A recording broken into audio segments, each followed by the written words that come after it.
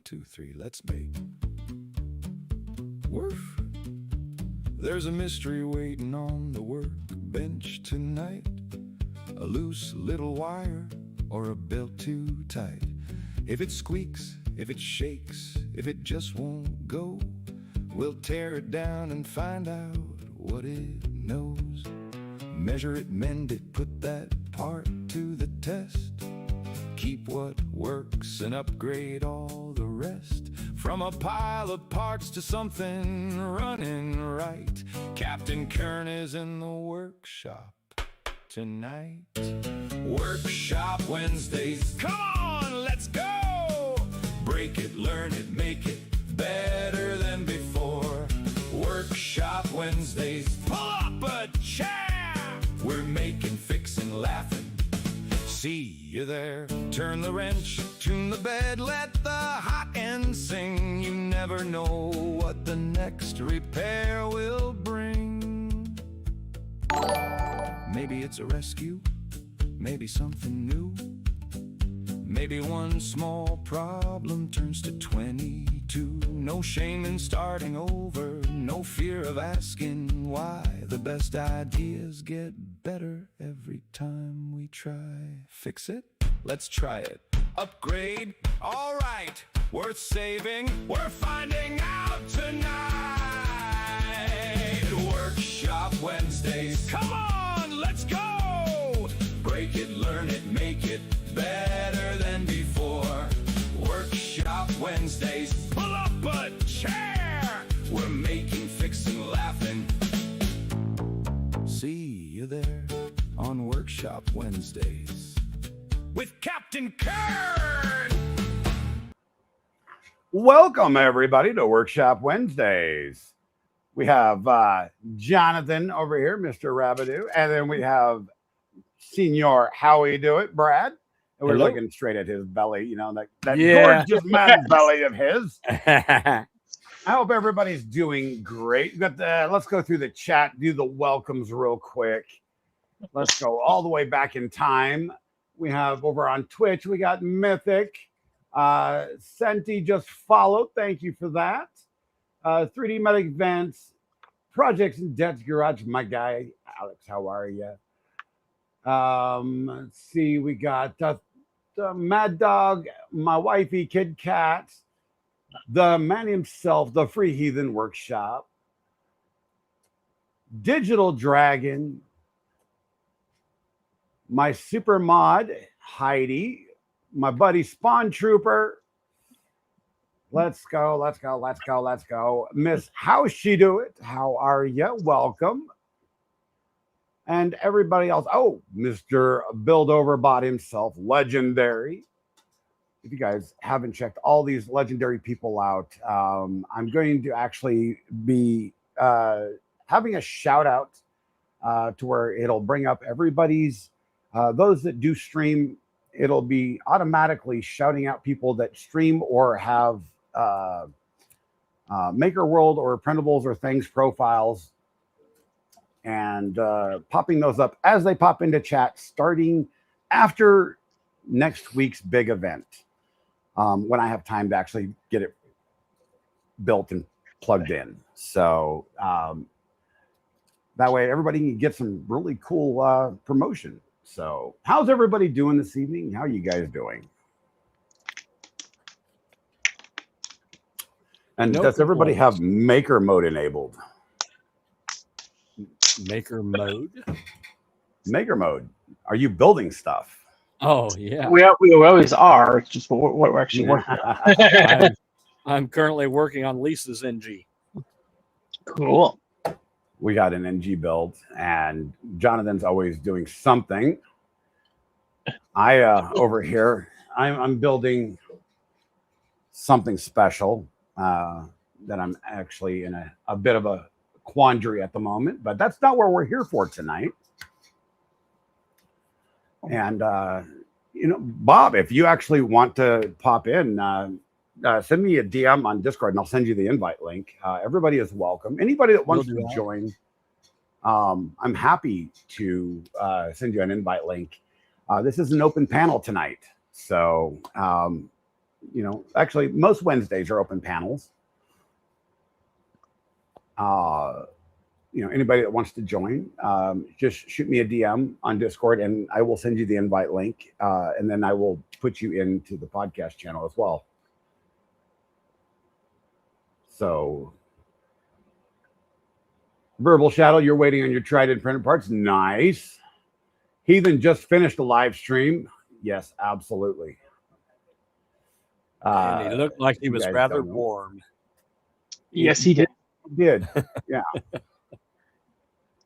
So we have actually a pretty interesting topic here. Jeff says at work, so no fun here. Yeah, we have all have that crippling addiction to things like water and electricity. Let me. Electricity. Who needs that? My 3D. Discord here. All right, let me grab the link here. Copy link, and we're gonna send it over here. I think Bob sent you a message. He said. Yes. I just got it and just shot him over the link.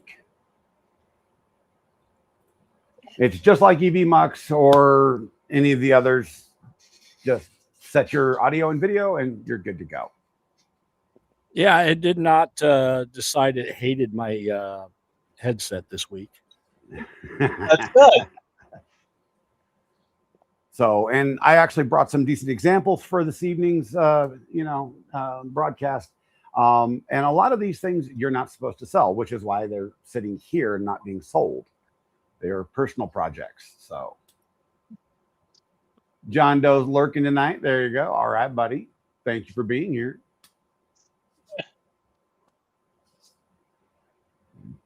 Alex is out scooping some ice cream. You want to bring some over here, man? Come on. Right? We all want some ice cream. If you can't share with the class, nobody gets any. All right. Yes. I They say seriously. ice cream, you scream. We all scream for ice cream. We all take your Vorons until you give us ice cream. That's what's going to happen here. By the way, I just found out.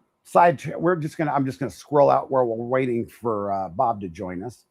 I just found out that DoorDash is now available in my little town. So Oh, Lord. next week's gonna be fun. If I can get a few little personal donations, I'll get DoorDash while I'm streaming. That way I don't starve to death in this workshop. My wife wouldn't allow me to starve to death, but Yeah. And there is Mr. Build Over Bot himself. How are you? Thank you for having me. sir?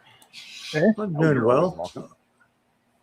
Hopefully my mic is working. I've had audio issues earlier, but new mic. Yes.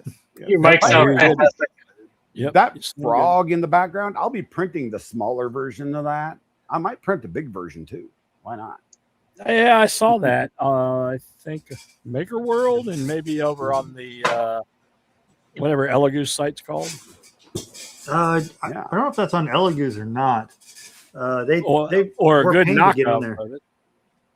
But That's possible. I wouldn't put it past me from taking my file either. It does happen. But yeah, the Elegoo site was such a pain to publish to. Nextprint. Nextprint. What Yeah. they call it. I was on Nextprint, but they were such a pain in the butt.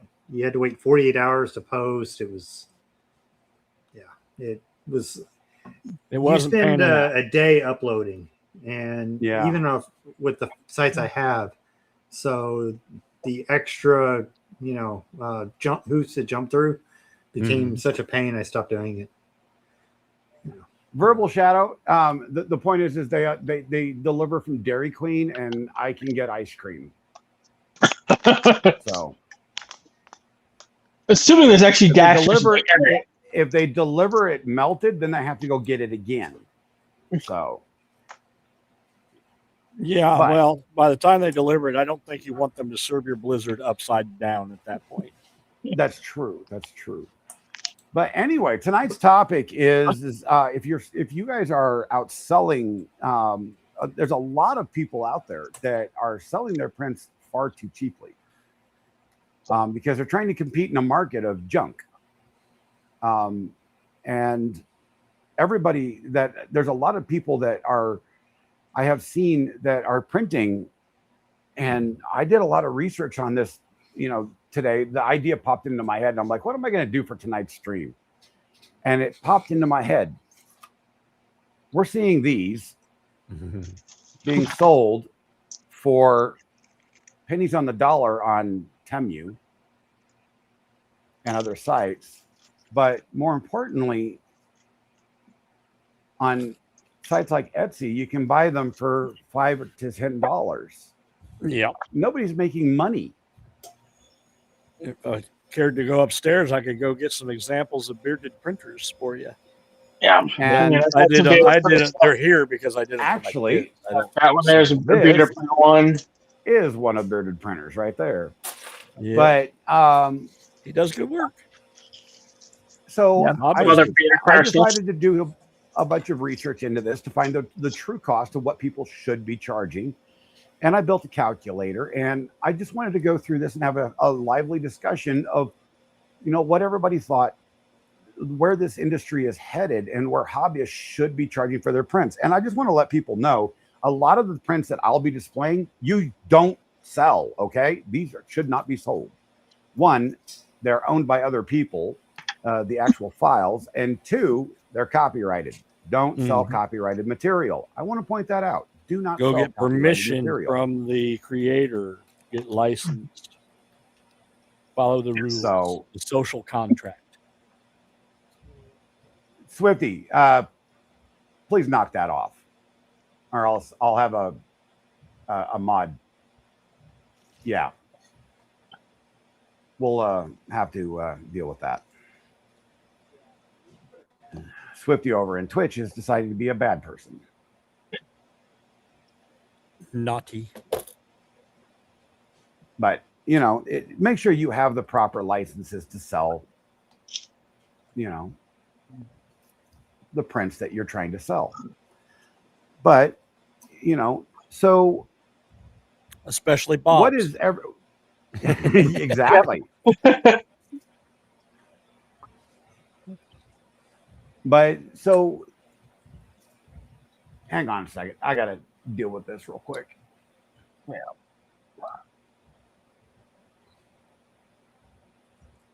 Speaking of social contracts.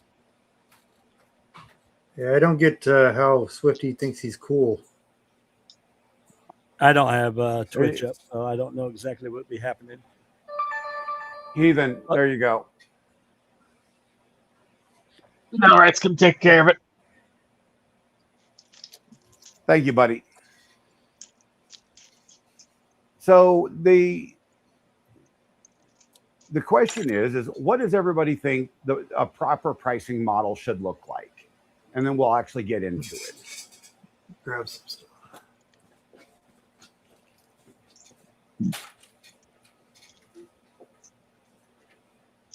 And I'm intentionally starting tonight's discussion off with tchotchkes and fun things like this because people pay attention to these. Yes, they love these things. Yeah, these little tchotchkes are what got half the people into printing. Exactly. And by the way, I stole my wife's silver frog. Nice. She loves this thing. Well, this one. Well, it does depend on the model, but there's a base model of what you should charge for printing anything. The end price ends up being based off of that base model. I think a lot of people think that they're going to go out and print something like this and sell it. Is that the 60-inch? Yeah, this is about 60 inches, somewhere close to that. So is that scaled up, or did that STL come that size? This is my STL. Okay. So, yeah. Yeah. This is a knitted dragon. Yep. This is ours. But this one, you know, realistically, that's a display piece. Yeah. This took days and days to print. Not doable. I'm going to make the wild claim here. I know it's going to piss people off because I actually sell stuff. This is not profitable. No. And I know, Wow. I know lots and lots of people are selling them. We have them. This is a knitted dragon, and it's not because it's my file. In fact, I would actually recommend it. I claim, I guarantee this is one of the strongest dragons out there, physically, for ours. They're great little dragons. The issue is a dragon like this, even on a bamboo, is going to take you a day to print. Mm-hmm. Yep. In the same amount of time, you can print 20 of these. Yep. And you can sell these for probably about $5 a piece. Why are people selling these for $20 or less? So If you're going to sell dragons, this is why we have smaller ones. I can put 3 of these on a plate and make a lot more money. I actually priced these dragons out. Mm-hmm. You know, the rock horn dragon. I can't remember exactly who this one was from. I printed these out like 1.5 years ago. But based on its size and how much it weighs, I actually priced this out. This is a $40 dragon at today's rates. Well, that's And one of the today's things. utility Is costs. people are selling them too cheap, and they're driving the market down. Is part of the problem. If you factor in post-processing, packaging, now mind you, this is a shipped cost. I'm adding in base shipping, but you know, it's gonna be obviously much cheaper if you pick it up at a fair or what have you. But it's a $40 dragon shipped. How is that profitable? And people are selling these things online for $5 to $10. I don't understand this whatsoever. How is anybody making money? I think they're not taking in consideration the cost of the materials, the cost of the show, the cost of anything, and they think, well, I will have to show it. You sell, let's say, you sell it for $10, and you sell 50 of them, right? They think that I didn't work with that printer; I just hit the print button. Sorry. So basically, they went home with cash. Yeah, they're not. Let's also be real. All those people that are lowballing are not paying licensing. no, they're not. Take that off the table. Take that off the table. They're not paying the designer, and they probably think that these things just appear, or it takes 5 or 6 minutes instead of a dragon this size will take at least 30 hours for even a pro to get down. If you wanted to print with quality, absolutely. Yes. Now, if you're just doing a trash one where you're generating it from a script, yeah, you could probably get it down a little less than that. But if you actually want a quality one that's, you know, got details in it, you're going to look at 20, 30 hours at least of labor. Yeah. So that's why the designers can't sell them for like 50 cents. Yeah. Now, Mad Dog has a point. It's a single unit cost, and if you can print multiple at a time, the cost will be less. That is true. Yes. and that's what my point is. If you can print 4 of these and sell them, that's a lot better off. These are loss leaders. And I think that's what we're also losing. The problem is a lot of people, that's all they actually sell. And that's, you know, I don't understand how they're making money. I don't think they are. But we're seeing these things pop up at shows and maker fairs. And an example is at my local grocery store, there's a lady that is selling prints, mind you, unlicensed, to the grocery store itself. So there's no recourse for the most part because the grocery store is not liable for the licensing at that point. But Actually, yes, they she's are. actually kind of it. I actually talked to a few people about this, and it's a gray area. They are to an extent, but if she tells them that she's, they're not liable for verifying that she's licensed, I should say, Mm-hmm. to sell these, Unless it's IP. unless it's an IP. Yes, like if she's printing Disney characters, Mm-hmm. that's a different part of the story. But but she's actually selling these things for extraordinary amounts of money. The store is. How much money she's making off of it, I don't actually know. But the prints themselves are, they're selling dragons for $30 at the local grocery store. 30, $25, $30, $40. And I'm like, but that's at a grocery store. And at the same time, I have seen these things, the same dragons, and stuff like that at other vendors around the area go for $5 and $10. Mm-hmm. And it's like everybody gets a bamboo or what have you and goes, well, I can print this and I can take it to the fair. It's oddly enough, it's fair week here where I live. And I was told the other day that there's a vendor out there selling prints. And I'm waiting to hear back because I haven't been out there to find out what they're selling them for. Because it's a very interesting topic to me. And I've just been wondering this whole time how people make money at this. Because I stopped doing mass printing because I stopped making money. The business model didn't make sense any longer, and I couldn't find a way to make it make sense.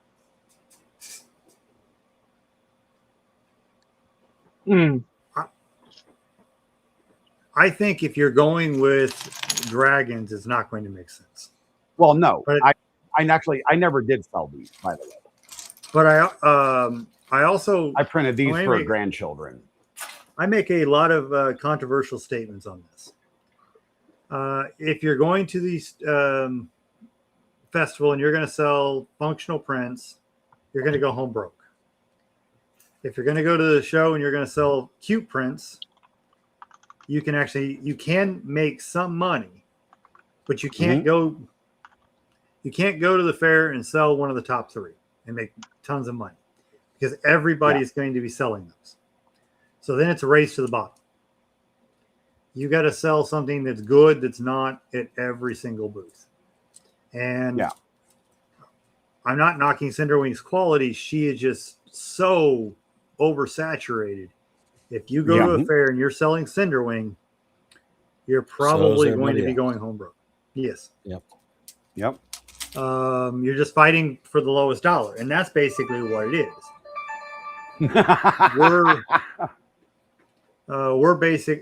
You're going to the show and you're seeing the same 3 or 4 designers.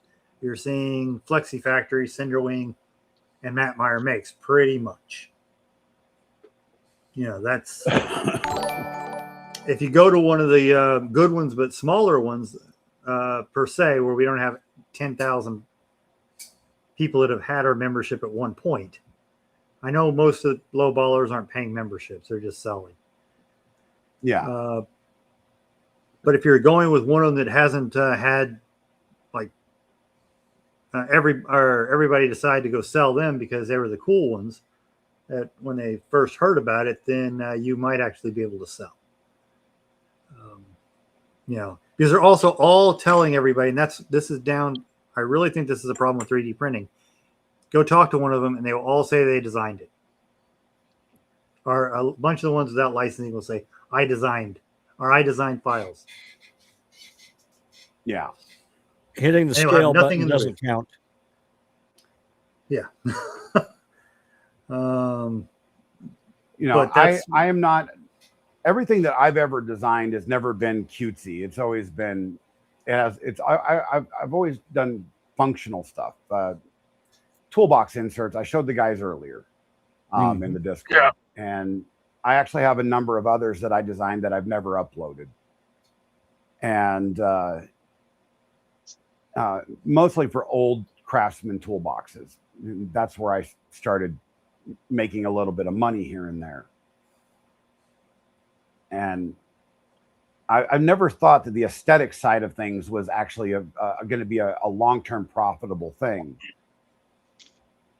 And when I was printing things, I made money, and I actually had a bit of a business plan that was working until it didn't work. And that was mostly my fault because I didn't know how to market it right. And then I eventually gave up and said, all right, I'll just release a couple of the files up on printables and see if anybody's interested. And apparently they really weren't, because one of them has had 11 downloads, the other one 15. The thing on the functional stuff is it's hard because we do functional things. I don't upload the files, but a lot of them are simple to make for toolbox organizers and stuff. So there'll be 50 different versions of it. And then somebody will give it for free. So I definitely ain't going to, I design my own. I won't steal anybody's file, but. No, I'll show you here. Let's see. Share this, get rid of this. So this is my original printables profile, just so anybody knows. Just Ryan Media is actually my company. And there's a story behind it. I was telling the guys earlier. A buddy of mine wanted to recreate the original insert, not a custom insert, the original insert that came with these early model, late 70s, early 80s Craftsman toolboxes. For his dad's like 63rd, 64th birthday. I can't remember what it was. And so I did 1-to-1 copy, because, the plastic inserts of those, didn't last very long. So I did the 3/8 drive, and then I did the 1/2-inch drive set as well. And, this is what it looked like literally when I got it. And I took a pair of calipers and I literally made a brand new insert. It's a 2-piece insert, so it can be printed on any printer. And that was the end result. And they were super ecstatic. And he gave it to his dad for his, I just gave it to his dad's a good friend of mine. And I gave it to him as a present. His dad spread the word to his buddies. His buddies started coming to me, and I started making money. And then they started coming to me with other toolboxes, and it just took off from there. And that was a little business model I had, and it worked for a while until it didn't. Mm-hmm. And that was probably mostly on me, because I was still new to the 3D printing industry, and I didn't know how to market that, because it was a very local thing. And then I just simply uploaded it to printables for everybody to download, which I was happy to do. But my experience during that taught me a number of things. Past the point of making money with it, so yeah, makes sense. My experience in that taught me a number of things, and it was that there was a number of factors that a lot of people do not include when they're designing, manufacturing, and printing things. And I took that out of the field of real life, not just the 3D printing industry, because you have to go through the entire, basically, corporate manufacturing process when you're doing something like that, and account for all of those, little financial tidbits. And I didn't do that, because every little cent that you miss is something that counts, especially on small batch parts. We didn't do very many batch parts because the labor to design it adds up, and it's hard to recover, because a lot of people pay, $10 for something like that. Maybe hopefully your guys paid more.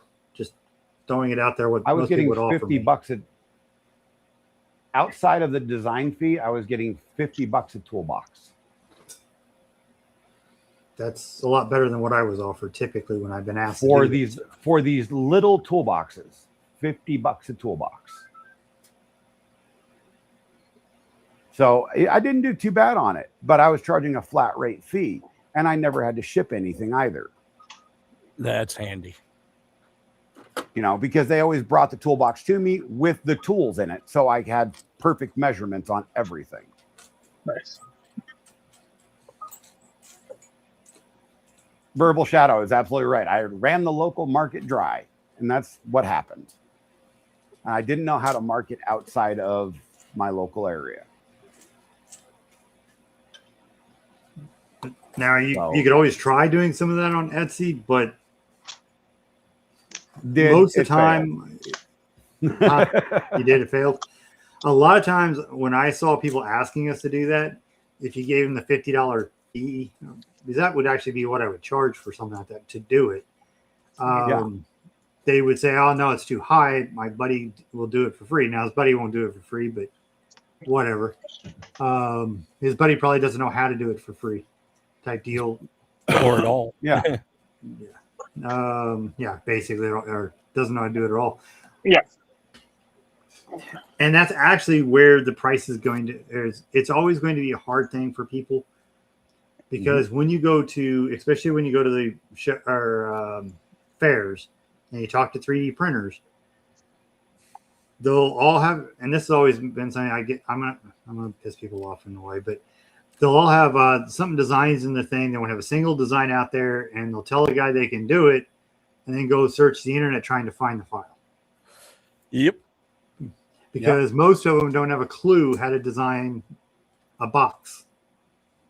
Something that you could do in a slicer, you know. Something. Yeah, you can make a basic box in a slicer. You can modify some things in slicer, but you can't do everything in slicer. Yep. I mean, we were just doing a little bit of designing oddly in the slicer because there was a couple things I was doing that was easier. But most things, I mean, obviously you can't, it wasn't something like this. It was a functional part that we were doing, a simple one, bracket. But you can't do this in a slicer, and you can't do that in a slicer, what you just showed. Not to my knowledge. You'd have to at least have CAD to do that.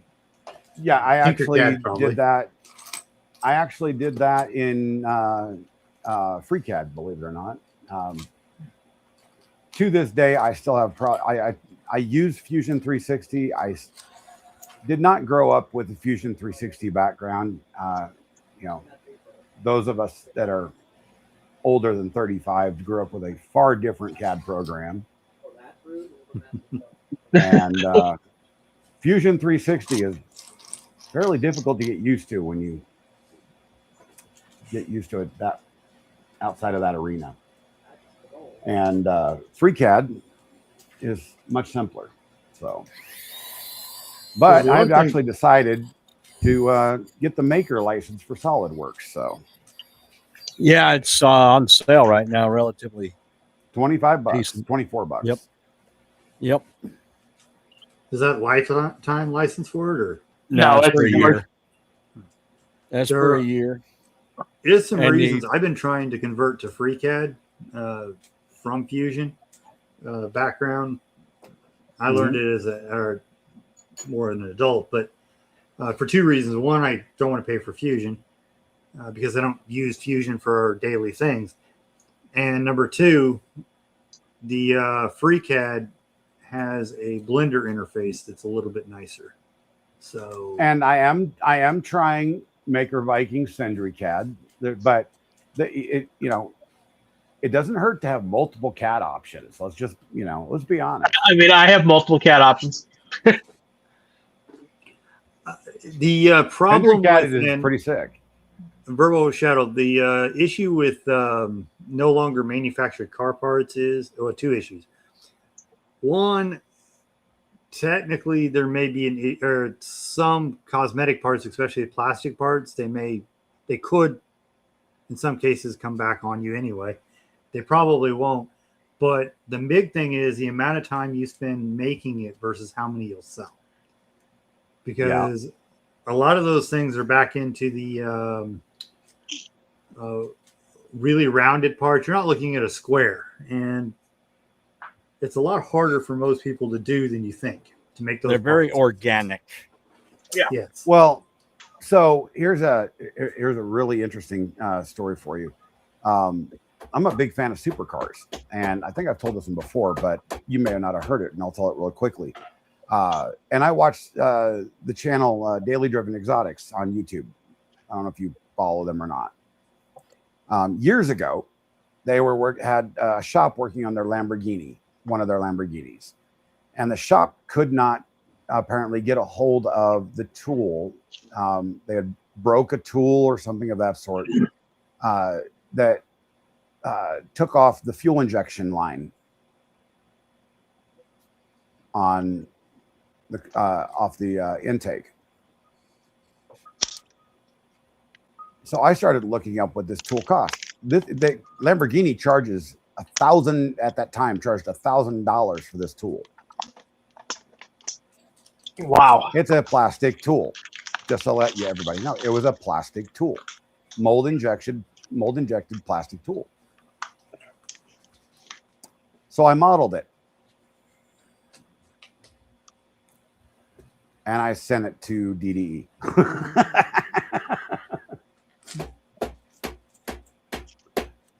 I just, did it get back to you? It's like, yeah.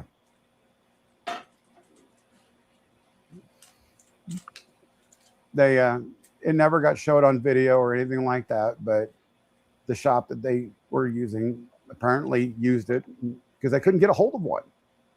It was during COVID. So they used it. It broke because it was shittily printed, but it got the job done. And off they went. So,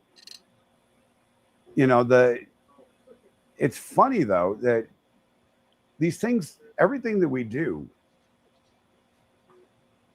and with automotive and stuff like that, can be done with 3D printing, at least on a temporary basis.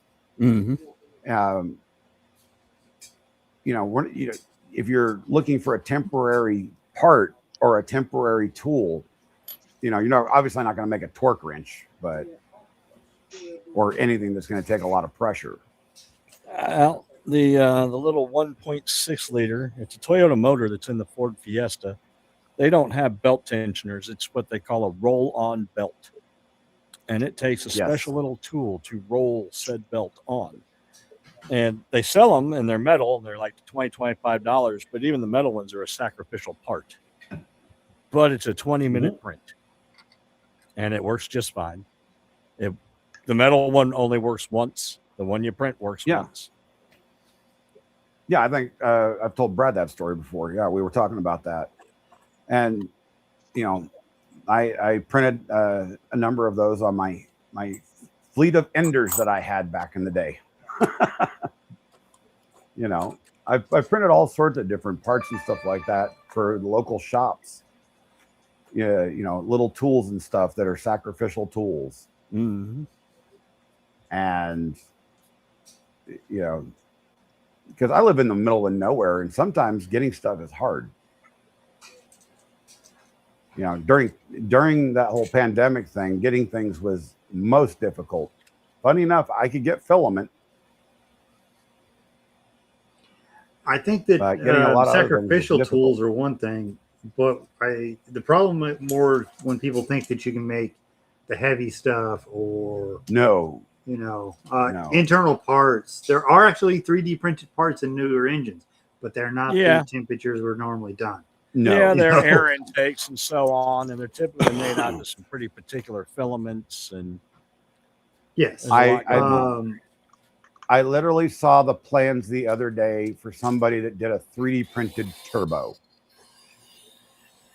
I don't know how much I'd probably trust that. The worst idea I have ever seen. Especially since turbos need to have oil through them. It's not just that; you're sending plastic pieces as it wears. straight into the engine. I mean, Yeah. that's just. But back to the topic at hand, the whole purpose, the whole idea of, I built this spreadsheet, by the way. It's in the description if anybody is curious in chat.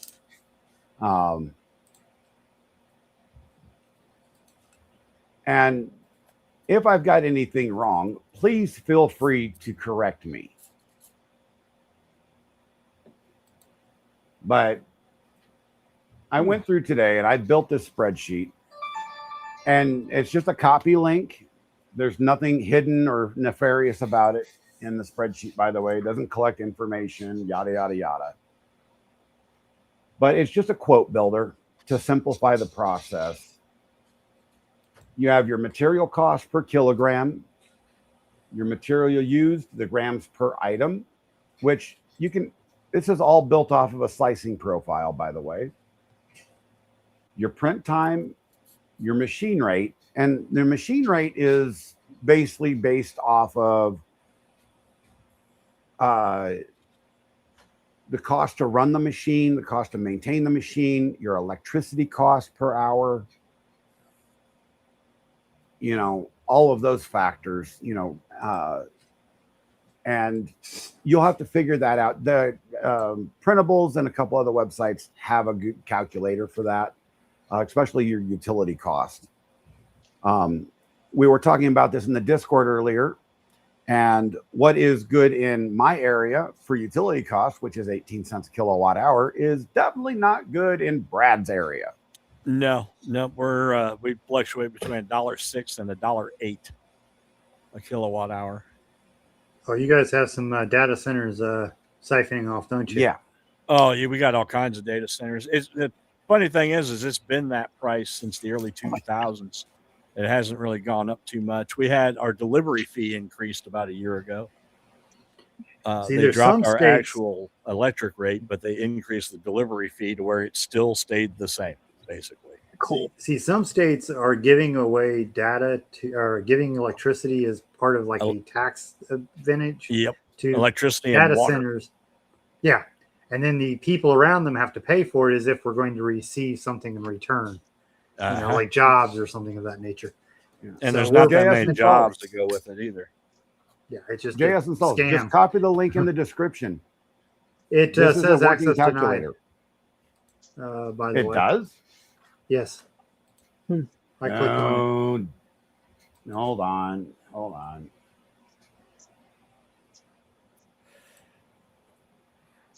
Damn it.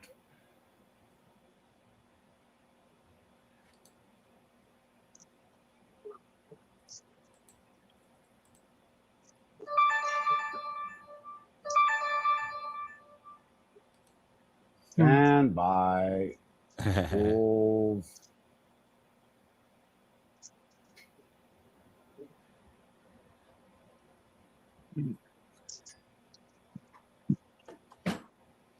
Anyone with the link? Try it now.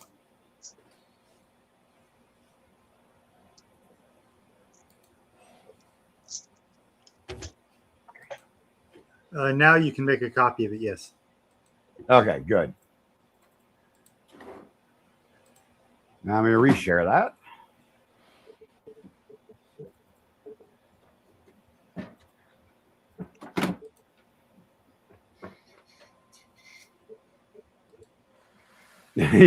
And did Luke? No worries. I'm used to having to access to files. Yes. But so the quote builder, it tells you everything you need to do. You just go to tab number 2 on the bottom, and you just input your information. And so one of the biggest things that, I'd actually like to talk about is what everybody believes a proper setup labor is, what people should be charging for setup labor, post-processing labor, your actual labor rate should be, and then the biggest one, failure allowance. Failure allowance, especially in this day and age, I think is actually shrinking. It used to be much, much larger, especially on old bed slingers, because let's face it, things sucked back then.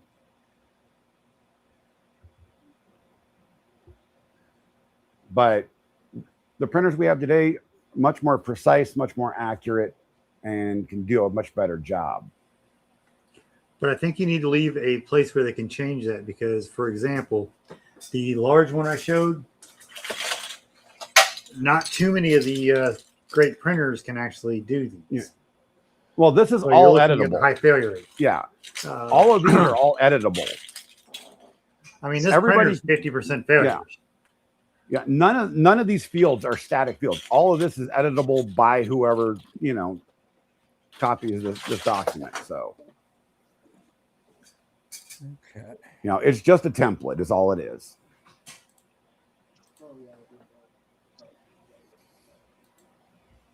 Verbal thinks that the failure allowance is too low.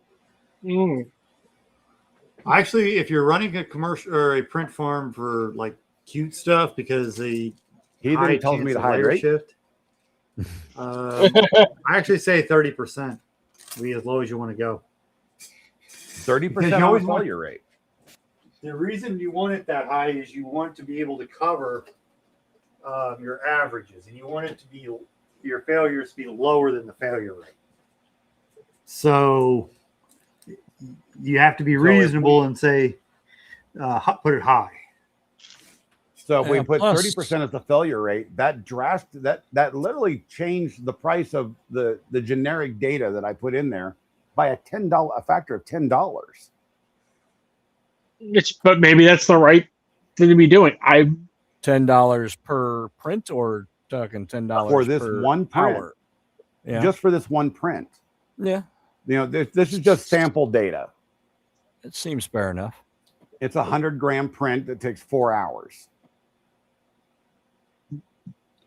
I'm just trying to be realistic. I would say No, I'm not disagreeing with you. I'm not disagreeing with you at all. I've also worked in This is the whole- corporations, and that's what Yeah. they would put at 30%, the failure rate. Exactly. Like I said, I'm not disagreeing with you at all. What I'm saying is that's the whole part of this discussion is we are charging far too little for the prints that we do currently. We see this everywhere we go and we even see it on Etsy. We see it all over the place. People are, they're competing for the sales and not for quality. I guess. But that's because that's what saying. people pay. No, everybody Yeah. wants to pay the lowest price and get the highest quality. Nobody lives in reality.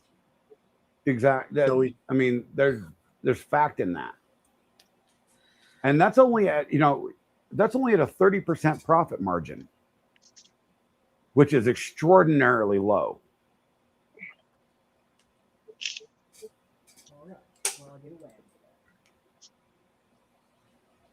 I'm being told to check my Discord.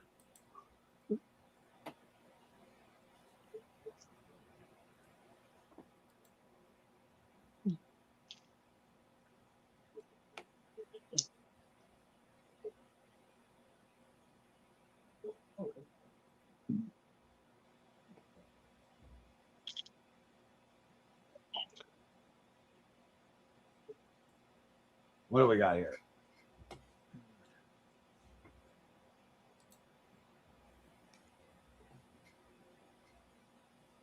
Oh yeah, I've seen this one. The ad for the sheep toilet paper holder. Make it for $8.71. Sell it for 20 to 25. No, the reality is, let me share this tab here real quick. The reality is, and let me back this little thing up here. Now we're gonna mute him. Is sure, you can print this for $8.71, but you should be this print should be selling for $35 to $40. But it's not going to sell for that. No, it will not. Yeah. Because people won't pay it for it. People won't pay that. So where is the middle ground where you can still make money? Because you can't make money at $20 to $25. If we put all this into that calculator, based on where you're printing it from, if you're putting it from Brad's area at $1 a kilowatt hour, you can't make money. Correct.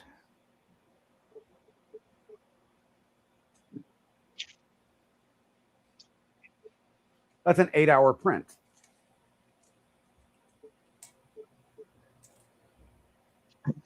Yeah. You just lost all of your profit just on the power cost alone. Yep. I find anything above this size right here is not profitable on a cube print. Yeah. And The little baby miniatures is about the only thing that you can actually make money on. that's why I design all those. Yeah. But everybody wants these. You are definitely the right guy to talk to on this subject, Bob. I'm glad you I'm came one of the on only because designers that actually sell. Because you can print 100 of those on a build plate. Yeah, that's the point. The most profitable stuff I have is stuff like this. Everybody jumps on me for what I do, but the smaller, and you don't want the wiggles things, the crap. You want something with detail, but you want something you can put 100 or 20 to 30 of them on a build plate. Mm-hmm. You know, that's what you want. That's why we specialized in that. We designed to sell to make money. That's the idea. So you also you want designers that don't put everything up for free, because then otherwise when you go to a show, everybody's like, well, I can go home and print it. Yep. Yeah. Yep. So let's see. Luke says, remember, not everyone is your target customer. You drop the price to make sales. You're effectively changing your target market. Absolutely. There's serious facts in that. I ran a brick and mortar computer repair and cell phone repair shop. Whenever I did have sales, that my target audience would change instantly. You know, this was back during the iPhone 6, iPhone 7, iPhone 8 days, and Lord Almighty, it would change drastically. I want to respond to the money's in the designing, not the selling. I don't know how it is. I think that we make a little bit on our designs. We design for selling. I actually do believe that's a rarity on designers, because we go to shows, we sell our products. So that does change the way you design. But I don't think there's as much money in designing unless you're one of the top 4 people. You're not going to make it rich. Yes, Cinderwing's got like 8,000 subscribers, I think, is one thing I saw on her. But yeah, but Cinderwing's one of the biggest, right? I think she is the all right, biggest. Luke. That's why I'm using her as an example. See you in a bit. I mean, there's a lot of designers out there, and there's a lot of great designers out there. Mm-hmm. I don't know too many of them that are rich. I mean, I'm just being honest. I don't know a lot of them. I mean, I know a lot of them that are doing well for themselves, but I don't know any of them that are rich. I don't know too many of us that are doing well that if designing is all we do. That's my point.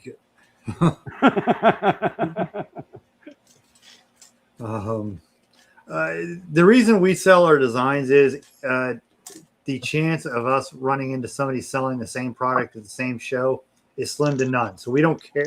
It doesn't affect us, really. So we can make a little bit of side income on it. We can go to our shows.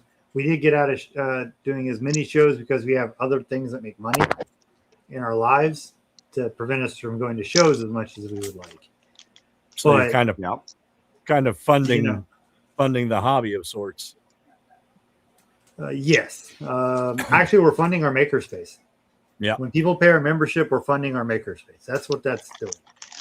It's 100%. Yep.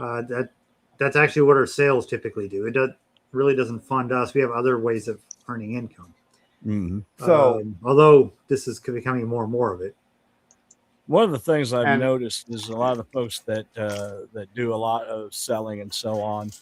It's either a side hustle, a secondary gig, or if it's their primary gig, it's because they've had health issues and things like that where they can't quite do a normal 9 to 5. yeah. That seems to be the two main categories I see. This is another type of print that I've seen pop up. These take forever, and they're extraordinarily hard to do. By the way, don't sell these people. Don't sell these. These That are was so going to need a licensed, lot of unreal. support. No, those are support free. They're you just have to be in Yeah. arcane mode, and they Mhm. are high failure rates. Really For what high they failure are. rates, and you have to very slow print. Mm. These string prints are. How do you ship anything like this? How do I people have sell no these things online? They are selling them, and they're not supposed to be, obviously, because this is obviously a Charizard. But the idea of something like that, this, I don't think to me is a sellable option.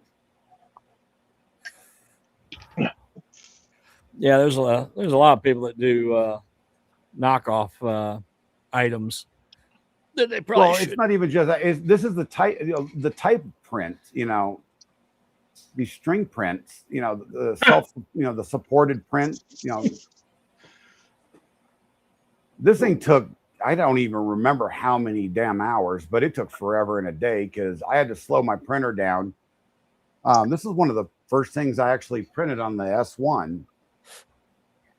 And it took so damn long. And the post-processing took forever to make it look decent. And it still don't look decent.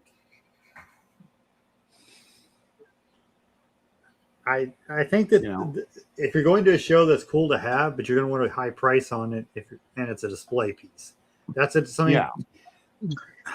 I think it goes down to, we had a hard time making this is in pieces right now, but we had a hard time making this for people to put the arms I back stole on. my wife's Charizard.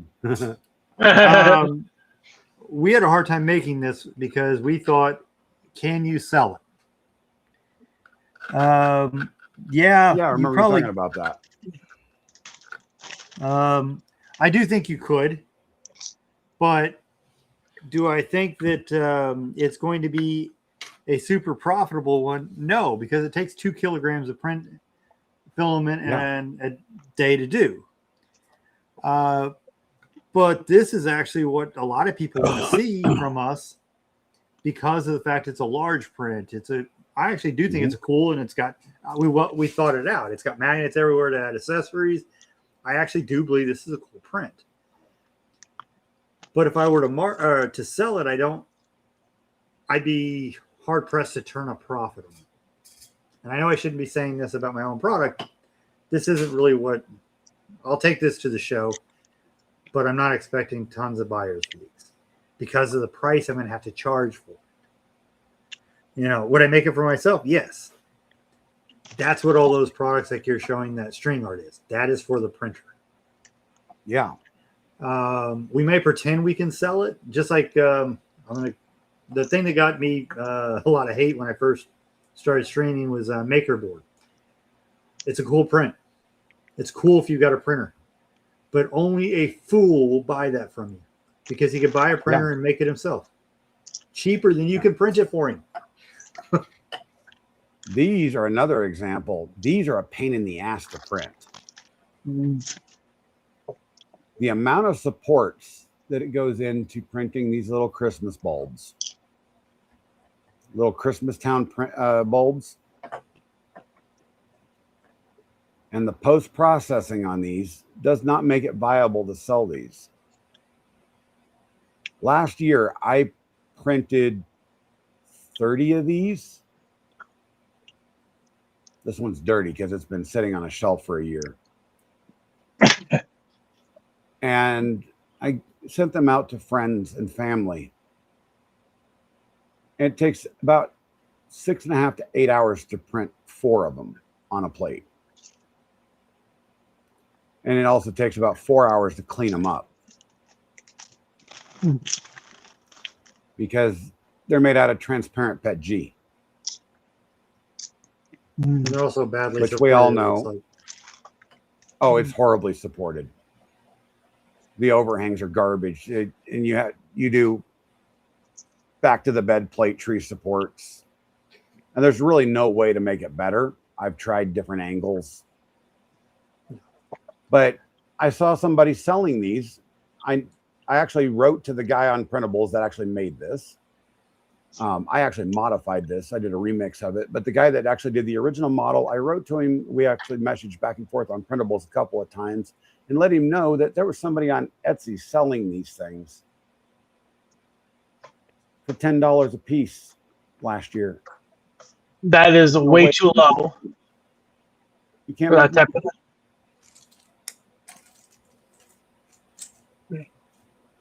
because I'm like, I really don't want to tell on people, but I was like, I had just told him because we were already talking because I wanted permission to remix it. Because he had a little bit of problem with the bell tower here at the church. And I fixed that. And not on this So one, that but on the wasn't just later really ones I calling did. him crazy. No. Well, I was also trying to fix the way the overhang here on this worked, but couldn't figure that one out either. But no, there was somebody selling this exact model up on Etsy for $10 a piece. And I'm like, are you nuts? One, it's transparent PETG. It takes forever to do processing. You gotta print it slow and hot. Yeah.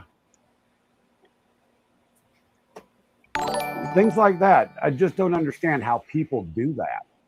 All right, Heidi, thank you for being here.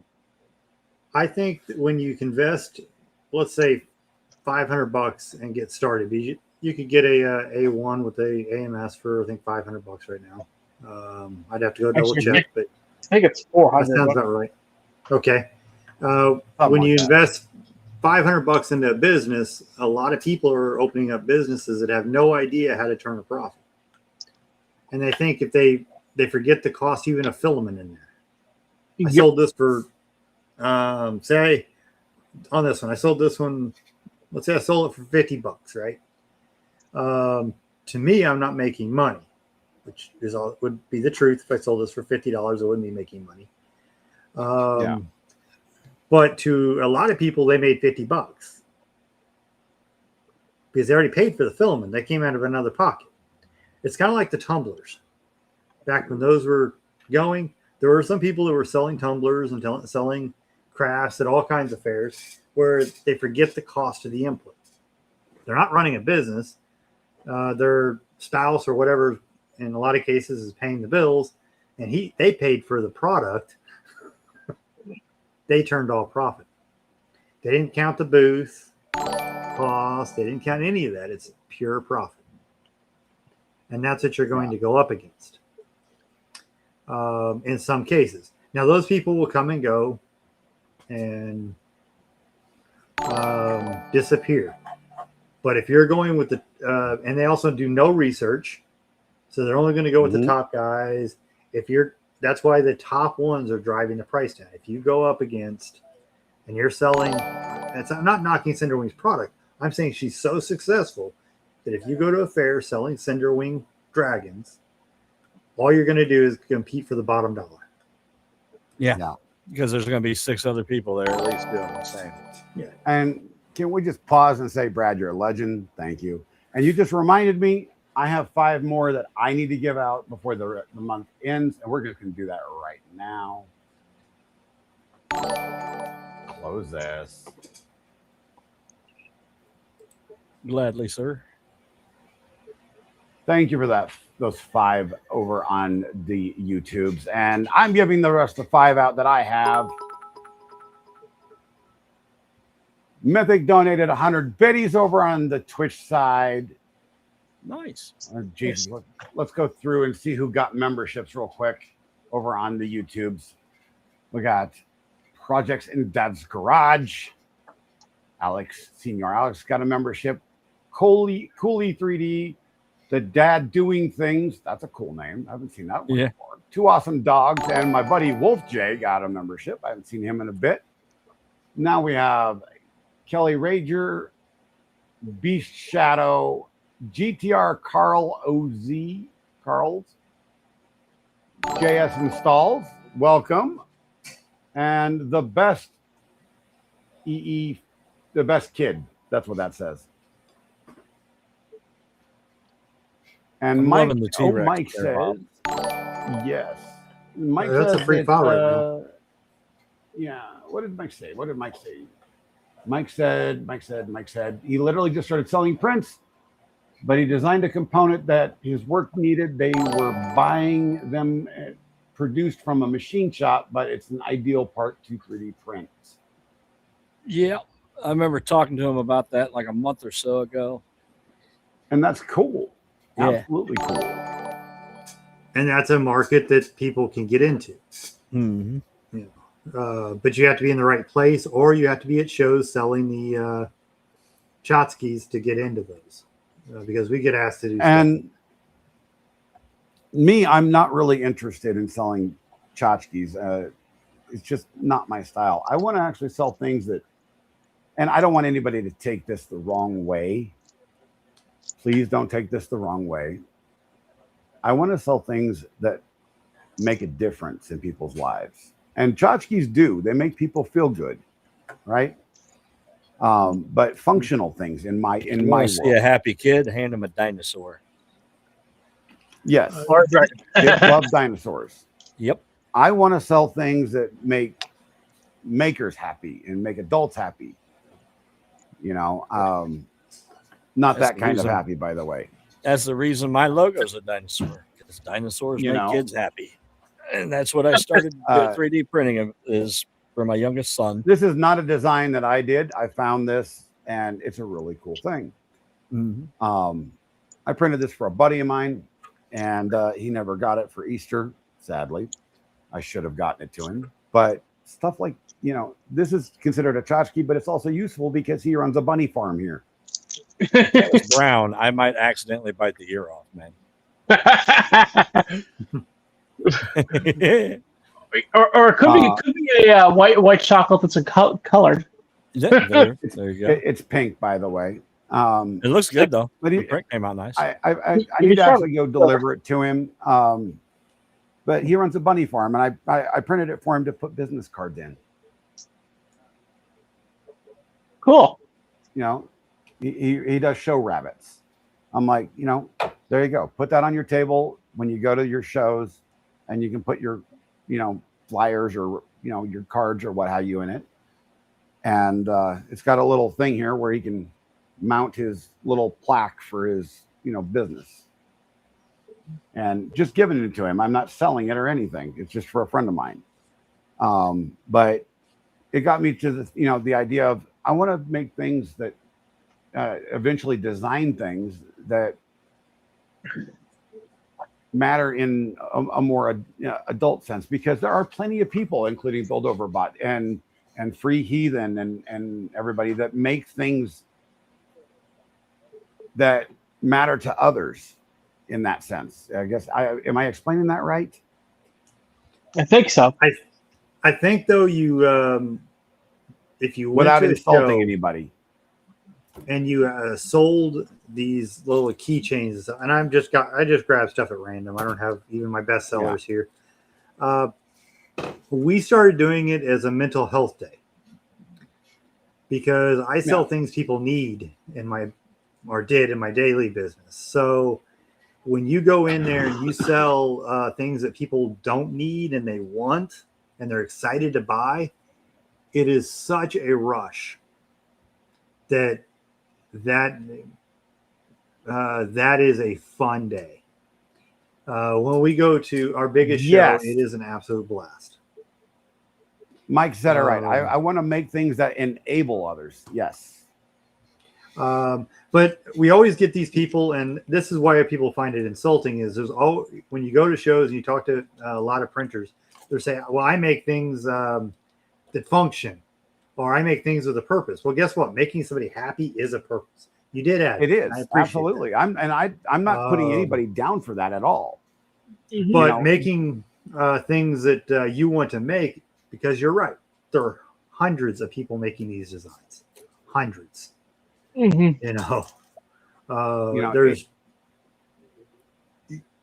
make whatever you want. Don't think you're better than everybody else when you do it, type deal. No, that's the thing is I am far from better than anybody, because one, I am a crap designer. I'm still trying to learn how to design things the correct way, because a lot of the things I've designed, I've taken shortcuts, serious ones, and paid the price for it. But I do think everybody should learn organic modeling, though, and the reason is it makes stronger 3D prints. It does. I actually learned that with these. Oh, damn it. Saw these up on that printables page of mine. These, my spool holders. You actually look the way those are designed. That little hump there is where all the strength in that comes from, and that's all organic. And see, that would be 10 times better if you actually ran something on Blender on it, because I can see the faceting and the weak points of it. There are weak points. But I did one of the things on my prints that are so much better than a lot of the others designed is the level of organic on the joints. The fact that these weren't done in Fusion, first things I ever did. But and I'm not saying that I definitely am not saying that I am better than anybody else or anything I'll ever do will be better. What I am saying is there are a million people that are better than me that are already doing what you're doing and doing these and so forth, and there's no need to enter that market. And I want to do something different in a different sense, because there's very few people in that market, in that side of the market anymore, because everybody's gone to doing these. Well, that's where the money's at. I hate to put it that way, but that's where the money's at. It is. I mean, you're better off trying to print something like this, a box or something, and sell this. It's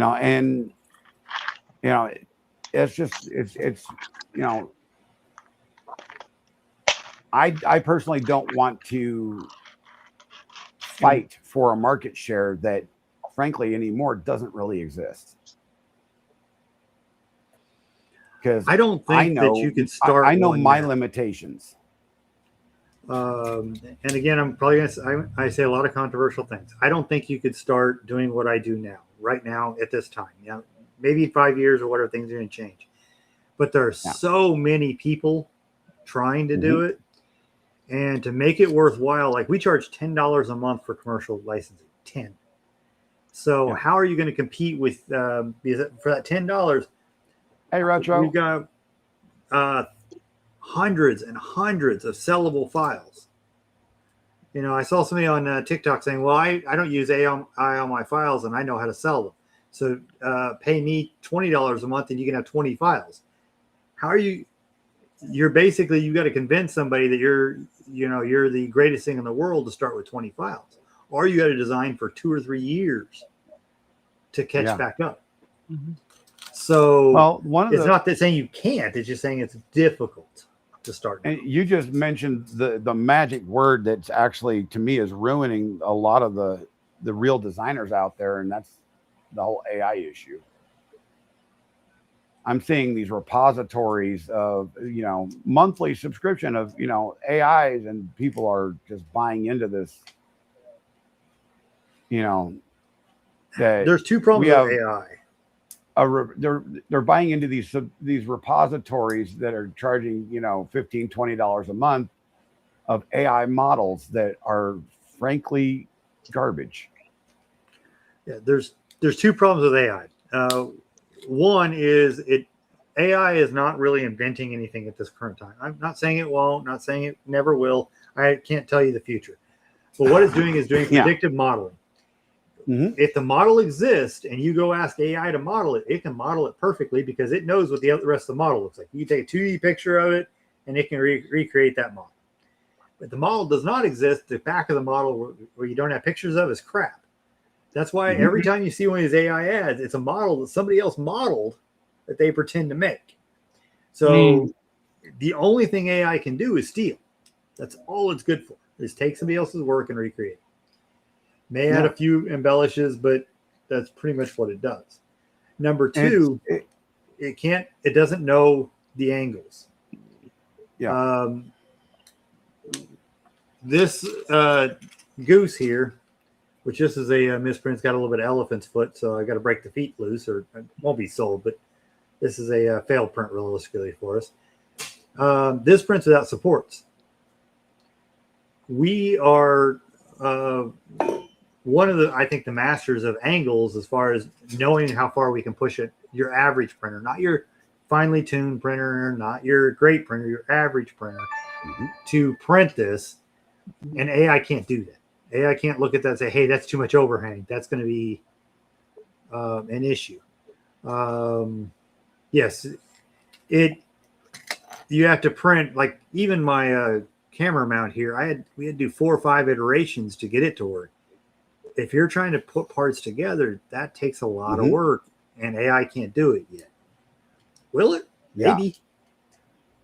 But but the big thing is it's stealing, but it's driving down the wages because the memberships, because people think they can go do this in 5 or 6 minutes, and the shortcuts will cost you.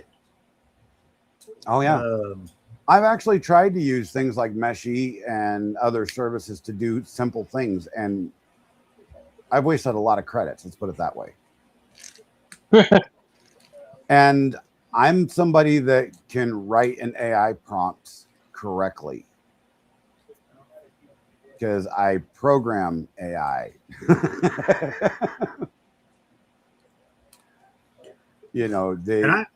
AI is not where it needs to be for this just yet. And in my own opinion, it should be probably taken off the market as a design tool for probably the next 24 to 48 months. But the reason they're actually putting it out there is to make the public train it. And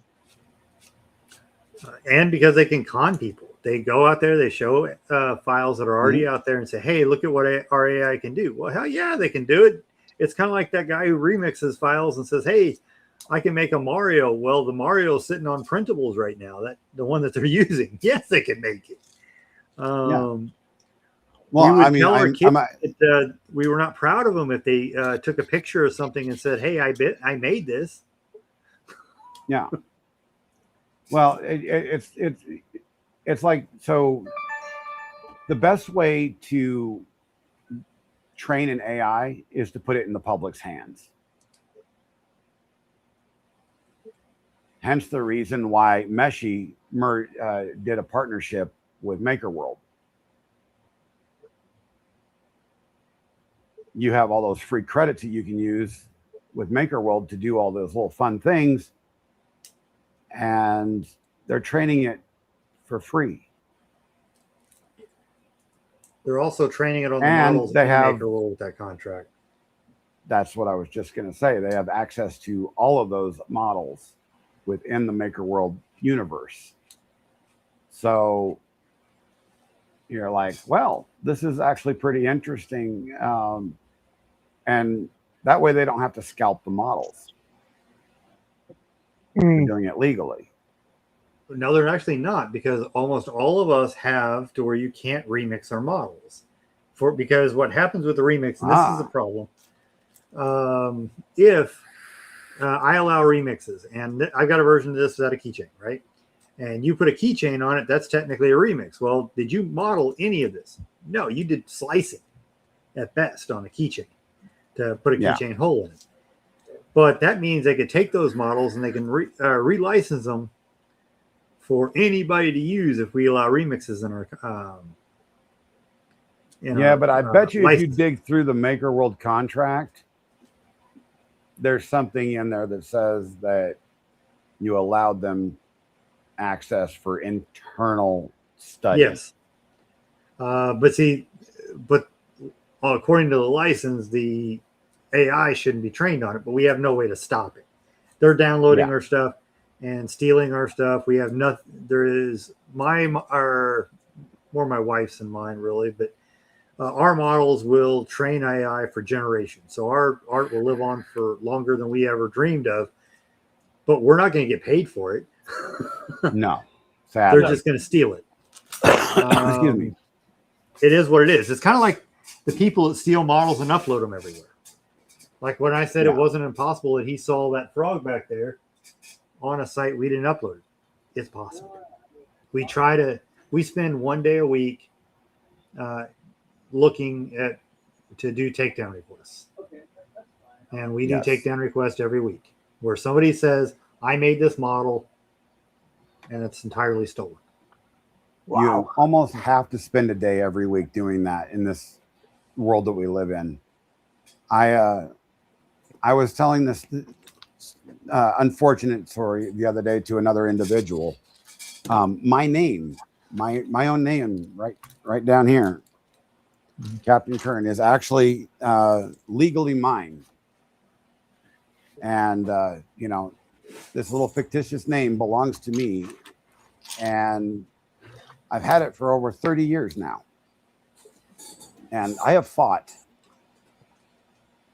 I can't remember a single year where I haven't had to send a cease and desist, threaten a game company, or do something of that manner to get somebody to stop using it as their in-game name. Or I've actually had game developers put NPC characters with my name in the game. I just went back and looked, Bob. It's not a 1-to-1 knockoff, but it's kind of close. It was probably inspired by it, and I can't stop those. And but you'd be shocked of how many people just straight knock it off. But and really, I mean, let's be real. That's not a file that I would have thought that somebody would just try to knock off, but because what's the point? It exists. If you're just doing that kind of level of knockoff. People will knock off anything they can get away with. They will try. Frogs are extraordinarily popular, and they're going to get real popular next week. Well, you guys know what a lot of these knockoffs are about, especially the easy ones. Yeah. Printables and Maker World and even Nextprint, if you upload models, you start racking up coins or points that turn into filament or printers. So people start trying to game the system for free stuff. That's where a lot of the knockoffs that don't make sense come from, because it makes sense to them because they're racking up those freebies. Yep. Mm-hmm. And technically, a lot of it, they'll create like 20 accounts and go download it and drive up their own model because they're.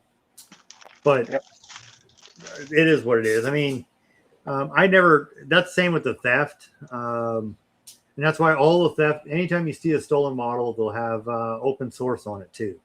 They'll change all the licensing to They can remix it and do it. I don't trust anything without a license anymore. You know, Absolutely. because they're destroying designers. I'm going to leave the show in your guys' great hands for about 5 minutes while I go use the restroom. Turn off your mic. I hydrated a little bit too well on the orders of everybody in chat. I will be right back. That's probably why I hate pirates so much, because if you didn't start, I know again I'm going to piss people off. I know this. If you didn't start a file from scratch, it's not your file. Correct. That's the reality. If you didn't start with nothing, it's not your file. And you shouldn't claim it as your file if you didn't start with nothing. Yep. I do not have the talent. Flat out. Yeah, Mike.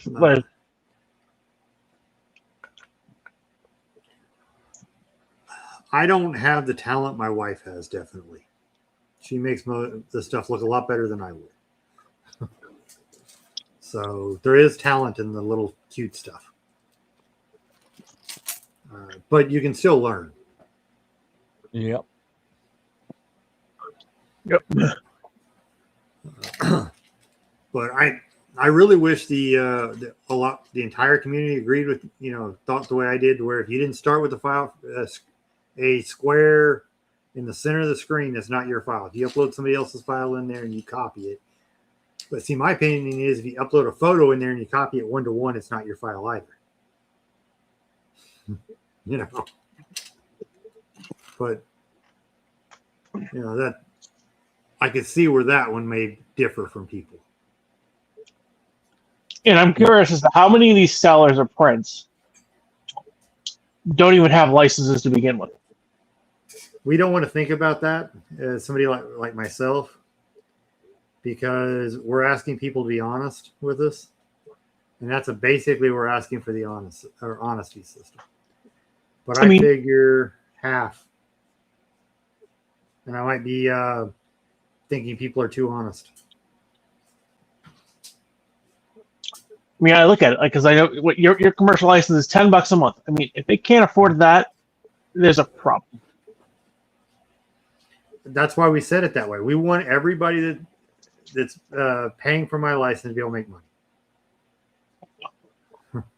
Right off the bat. Because if you're going to a festival and you can't pay the $10 in sales, then it's an issue. But I can't make it any lower than that. Because believe it or not, if I charge you $5, or like those files, we sold them for like $1 or something on Cults. We're not making anything on those. Mm-hmm. Because you got the first 50 cents that's not yours, at least. Because you got credit card transactions, website fees, things. If you're not selling it for $10, you're basically losing money. $5 membership, you're losing money. Yeah. You go into Colts, man, and it's just loaded with AI slop. Because that's because you can render it and people can't tell the difference. They'll see these amazing vases, which another thing I think is hard to make money at, because why would you have a plastic vase in the first place that takes 20 hours to print? How can you make money at that? Yeah. But you'll see all these amazing things on there that wouldn't print for. There's no way that'll print. It'd be so scarred with supports that it's not even fun. Yeah. That's kind of that's kind of one of the questions that I had was, a lot of these things that people try to sell, I wonder how in the world they sell them, because they do, and two, how they sell them so cheaply and make any, and actually make any money. Because I've seen all sorts of things at, local craft shops and stuff like that people sell that are 3D printed, and I go, you actually make money at this? They're not adding their time, their machine cost, or anything to make money. They're printing it, going to work, and thinking they make money. Or they You just think, oh, what's the filament cost? That's mostly what they're concerned with, probably. You know, and I know that there's a lot of people out there that have built calculators and so forth, and there's estimator sites out there, but even a lot of those don't have every single cost that you need to be building into this to find the true cost of what things need to be what you need to be charging. Because people don't understand what their actual worth is. What your time is actually worth. Because people go, oh, well, you know, and I've heard this from a lot of people that I've talked to. Well, I'm doing it at home, so, you know, my time doesn't really count. Yes, it does. It absolutely counts. That's one of the things that counts the absolute most, because what would you be doing if you're not doing that? Well, that's why they say one of the best ways to make money with it is to have more machines, because you're getting more output per effort you put in. Verbal Shadow, there's truth in some of that, to where intellectual property monopolies is slowing down society's development. But when you're talking about IP, a person should actually be able to make money on their labor. You know, that's just the way the system works. I'm not going to say your labor isn't worth money. Now, whether or not I will pay for somebody's labor, that's a different question. But to say, hey, they shouldn't be able to make money on their creation because I want to, that's not fair. You know, if I want to print Deadpool, for example, I'm a fan of Deadpool. You know, if I want, or should I just be able to say, oh, well, I'm a fan of Deadpool, I should make all the Deadpool stuff in the world? That's not the way it works. I'm stealing somebody else's ideas. I'm stealing their work. You know, and ironically, this is a special case, mind you. I actually got sent a box of merch from Sony for printing Ghostbusters stuff and showing it off on stream. But I wasn't selling it. It's just for my own personal collection. I don't sell any of the fun things that I print off. And it wasn't even my model. I remixed a model because I wanted to make like a diorama type thing. And I'm glad it was I'm just not one the only piece one of with it. a house full of plastic tchotchkes. Yes. Well, you know, those of us from Gen X, we like to relive our childhood, and I have a collection of Ghostbusters and Back to the Future and all that good stuff. Well, we were latchkey kids, so we didn't get much of a childhood. And they sent me some really cool, memorabilia merch, and including, the late great, Venkman's actual patch and signature, which was sick.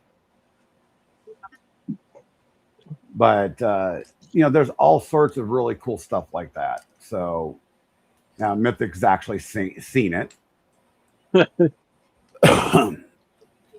But the people that sell that stuff, that's all IP protected. You can't sell that without a license. And I did find out that, strictly speaking, it's actually illegal to actually even just pull that stuff off of printables and print it, because it's IP protected. Technically, yes, but I mean, and I don't do IP. There's a few things we kept up just so people don't steal the files that are borderline inspired by, but you can't. Some of the biggest designers out there are selling Star Wars helmets and all that. And Star Wars Stormtrooper stuff is a little bit of a gray area in certain countries because they overreached and lost that particular IP. Yeah. But the rest of the stuff is not. And the entire business model is selling stuff they don't have any rights to sell. Yeah. someday they're going to crack down, and if you're the one at the show that they crack down at, or some lawyers walking by that has that does that stuff, which there are a lot of them out there that do because they can make money doing that. That's a $150 to $1,000 fine or something like that, if I remember correctly. One per instance. I fear the day that, you know, and I call them ambulance chaser lawyers. There's going to be an IP lawyer that's going to work for Disney, and he's just going to start going to Comic-Cons and going, they do. You get a lawsuit, and you get a lawsuit, and you get a lawsuit. Everybody gets a lawsuit. Verbal Shadow, I agree. All art is inspired by something. This here is inspired by actual drawings of T-Rexes. This dragon here was inspired by Asian drawings of dragons and all kinds of stuff from a long time ago. All art and all craft and everything is designed on something else. But when you're stealing all of it from the same person, that is theft. Yeah.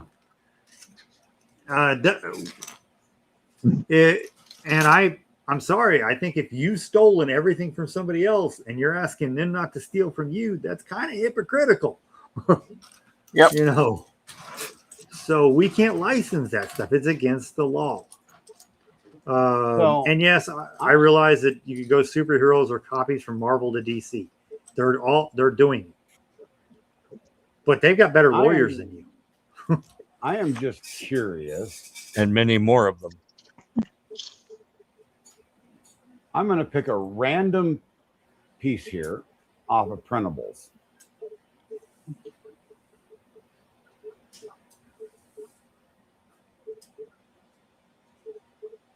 Why is...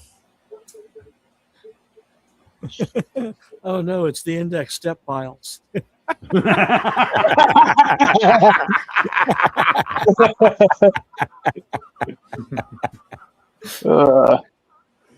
No, those aren't on printables. I'd have to go to Maker World for those.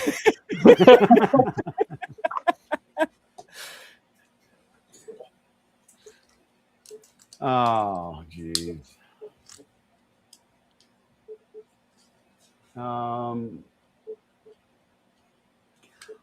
IP is not working for the general people. IP, like, they won't protect my intellectual property. I understand that, Shadow, but I still can't suggest people break the law. Yeah. I don't expect, I don't encourage anybody to break the law.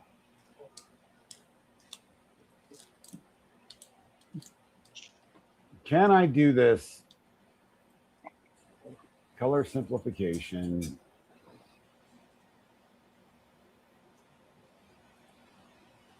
I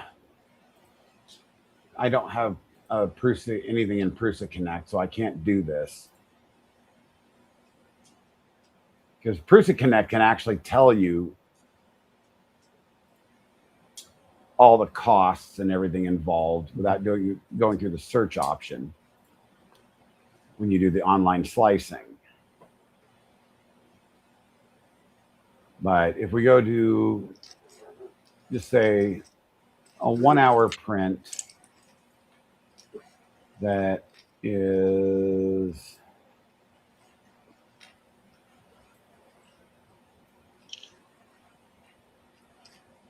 $75 to 100 grams. Okay, we're not going to find any of those. 5 hours. It's Mark. Are you do talking about like the 20% change thing that some people claim? That is not legal. That's not good legal advice. That's not a thing. It is not a thing at all. I actually looked up the law on that, and according to the Copyright Office, that is an urban myth.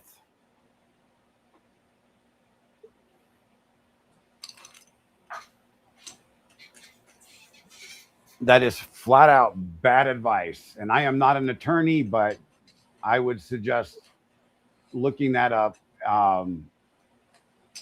The U.S. Copyright Office flat out says that is an urban myth. And I agree. It would be nice if we could work with more IP verbal shadow. Like, I'm sorry, Mickey Mouse should not be IP anymore.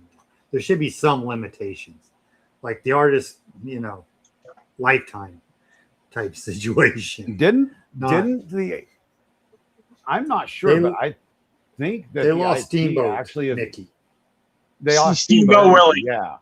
Yes, Steamboat Willie. Yeah. not Mickey, because and even then they change it to they put it in their logo, which may mean they could get you for trademark infringement. Because I'm sure there was strategy to putting it in their logo. Yeah, that's why there is questionable. I'm not a licensed attorney. So don't take my advice, but I suspect that's why as soon as it expired, they stuck it in the Disney logo. The more modern version of Mickey expires in 2036. But even then, it's in a Disney or in Disney logos. So. Have you seen the newest ones? They changed the animation style and all that, and it is not right. It is garbage. Now, ironically, the trademark never expires. So you can use imagery after that, but not the rest. Nope. Oh, dear. We lost Bob. We lost Bob. Oh, there it is. Okay, used to do 3D printer with MakerBot. Copyright laws, I mean, we'd have to have an attorney on it, and I doubt we could find one that would be sit here and be willing to talk to us about this. Because we could ask Ref. I actually know a few copyright attorneys, but I can't get them on tonight. So I have a lot of friends in LawTube. Let's put it that way.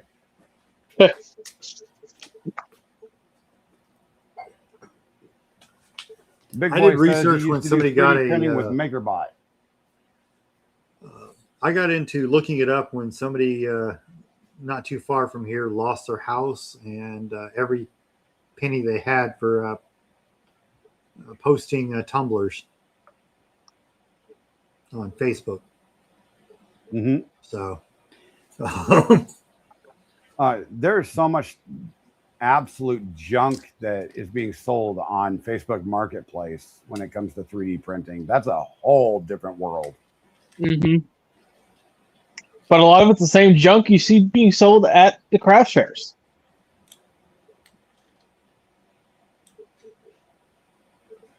Shrike says a lot of the current copyright laws are about to be up in the air because AI being trained on literally everything.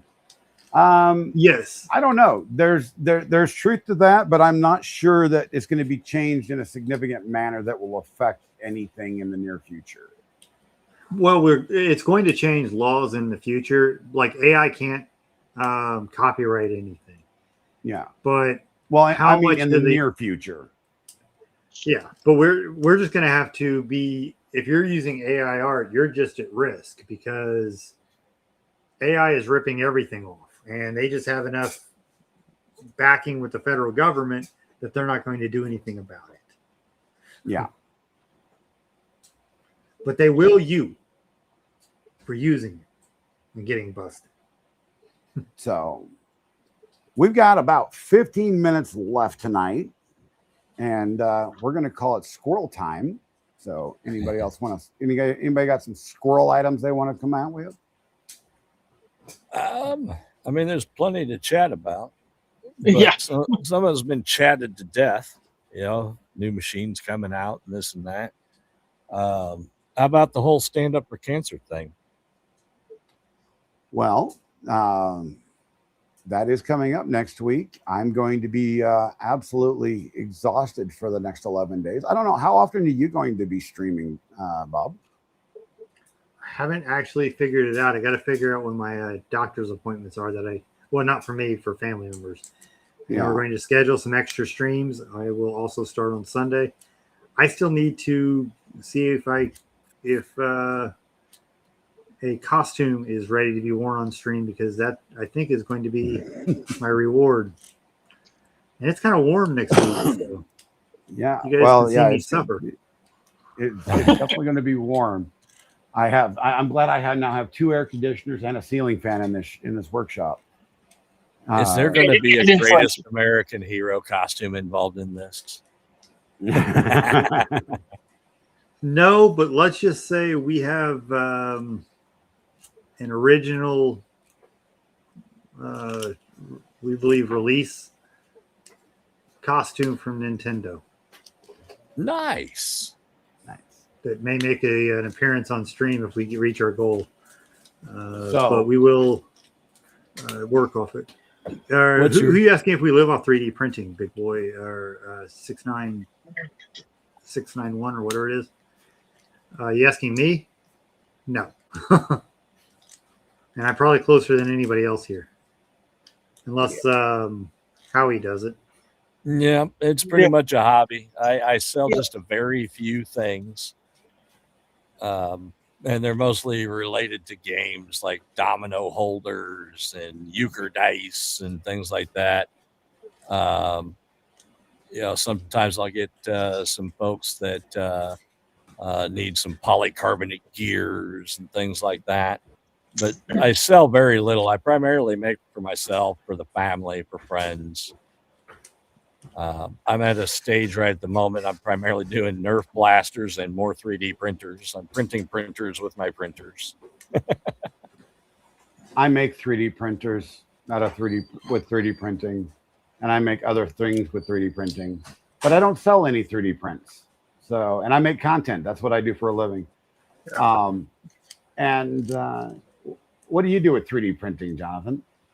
Pretty much the same as you guys. Pretty much more of just the hobby side of it. Prints a few things here for friends and stuff. But that's about and stuff for myself. So, And a lot of blasters in the upcoming that I need to work on. and verbal, yes, the foil installation does work wonderfully. Right now it's 72 degrees in this shop, and I love it. Yeah, I'm a pipe fitter by trade. That's what pays the bills. And I'm a medically retired idiot that makes content, my friend.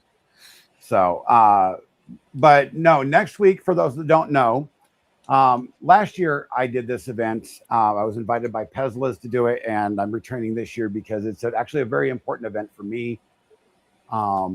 It's a good cause. And Bob has decided to join this year. Alex with Projects in Dad's Garage is joined, as well as and we have a number of, I don't even know how many people. There's like 100 plus, I think, that are doing it, between Lego and other crafters, makers, all sorts that have joined. Stand-up builders. It's an event to raise money for Stand Up to Cancer. This year, the goal is to raise $175,000 to fund one researcher. The money goes directly to the researcher, not towards a general fund, not towards administrative cost, directly to a researcher to finally try to beat this damn monster that just takes our loved ones from us. And for those of you that don't know, my purpose in this is, my wife has had 5 cancer scares. My mother is a cancer survivor. We've lost numerous friends over the last 10 years to cancer, and I'm tired of it. I agree with Mike. I'm doing my part. He says he loves it when the community comes together for worthy causes, and I agree, and we do. I feel like as a community, everybody's fairly supportive of each other and of the various causes, like Stand Up for Cancer, 3D printing elves, things like that. I feel like we do come together for good things. We do. And this is a very important event, for me. Liz just got off of her marathon St. Jude's, and now she's going directly into this. Yep. Everybody St. pray Jude's for another her. good one. It is, but everybody pray for her. I don't think she's going to be able to do much of anything else for the next 6 months after this is done. She's going to be worn out, but she hangs in there and she does really well. So she's pretty energetic, man. She is. She's a warrior. Yep. But she's a trooper. I have $1,000 goal this starting next week for the 11-day period.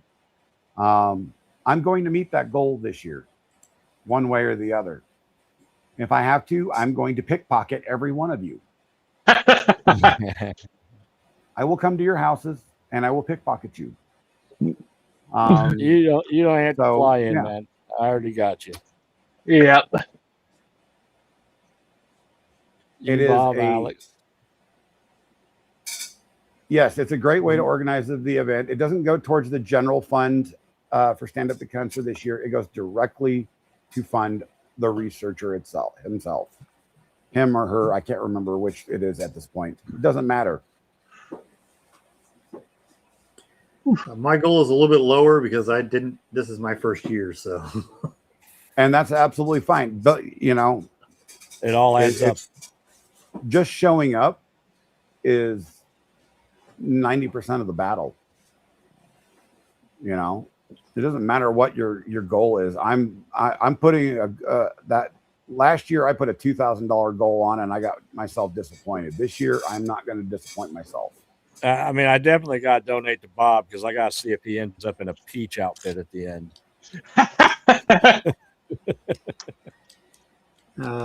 I can tell you it's not peach, but I probably should just keep it a secret and see if people will donate.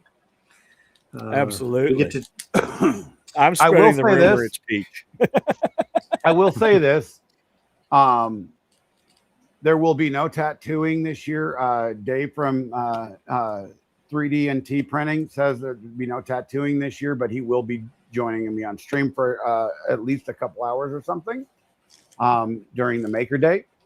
But I'm going to make him do something fun somehow, some way, just because we can. And we may end up, dyeing my beard or something for, a substantial amount of money. I noticed they put rules on this stuff this year, so it must have been an issue. I don't know. I mean, I'm willing to do just about anything right now. We should get the shrimp father involved in this. Like every dollar donated, somebody gets hit with a dart. He's got enough blasters. It could be a different blaster per dart. Well, get him and Steven involved. So I will tell you guys this. I did something very fun. I emailed because I've been trying to get guests to come on, celebrities, and people that I know, but some people that I don't know. One of them that I don't know is I emailed Jason Mewes, and hopefully he gets back to me. Jay and Silent Bob, and I asked him if he would just make a cameo appearance or something of that sort to come on or donate something to support the cause. And at the very end of the email, I said, and you can drag Kevin along if you want. And I'm hoping that line right there is what catches him and, forces him to do it, because that would be really great. Because just 10 minutes of Clerks. That's all we need. That would just be great.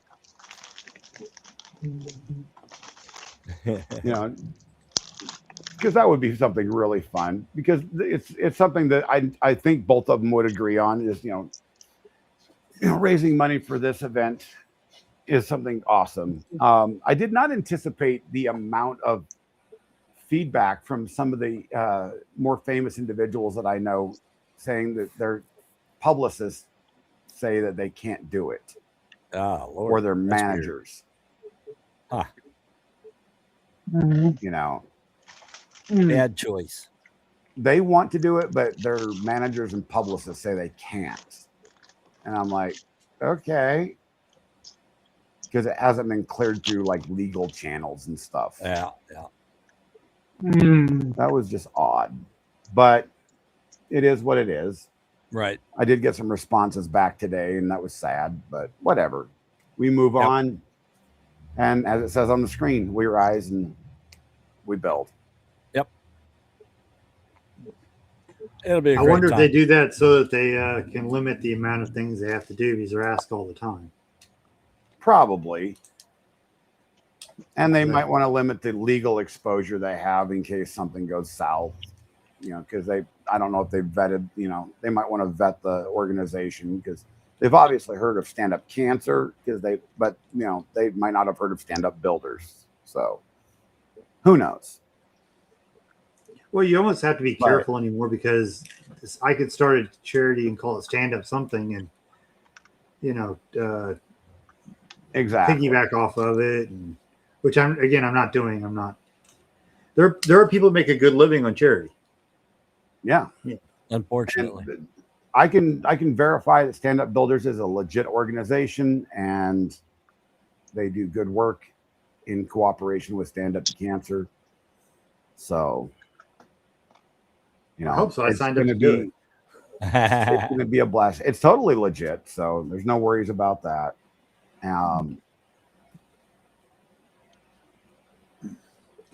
I did get, first place shout out on Stand Up to Cancer's Facebook yesterday, which was.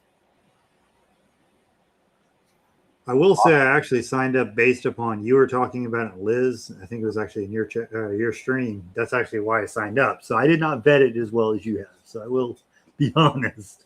Well, I'm glad you did. Everybody, the more people that are helping with this, the better. Even if you're just sharing the links out and helping the team, because this is a good thing. And there's a kind of a bit of a surprise this year. Lego is going to be prowling around in everybody's chat, so that's kind of cool. The Lego team, so they're going to be helping everybody, pimp up everything. I wouldn't be showing too many minifig prints in your stream. I won't be. Ironically enough, in case people don't know this, the IP for the actual Lego itself is no longer under IP. It's no longer copyrighted. Correct, but the minifig is. The minifigs are, yes. And the sets themselves are, and so forth and so forth.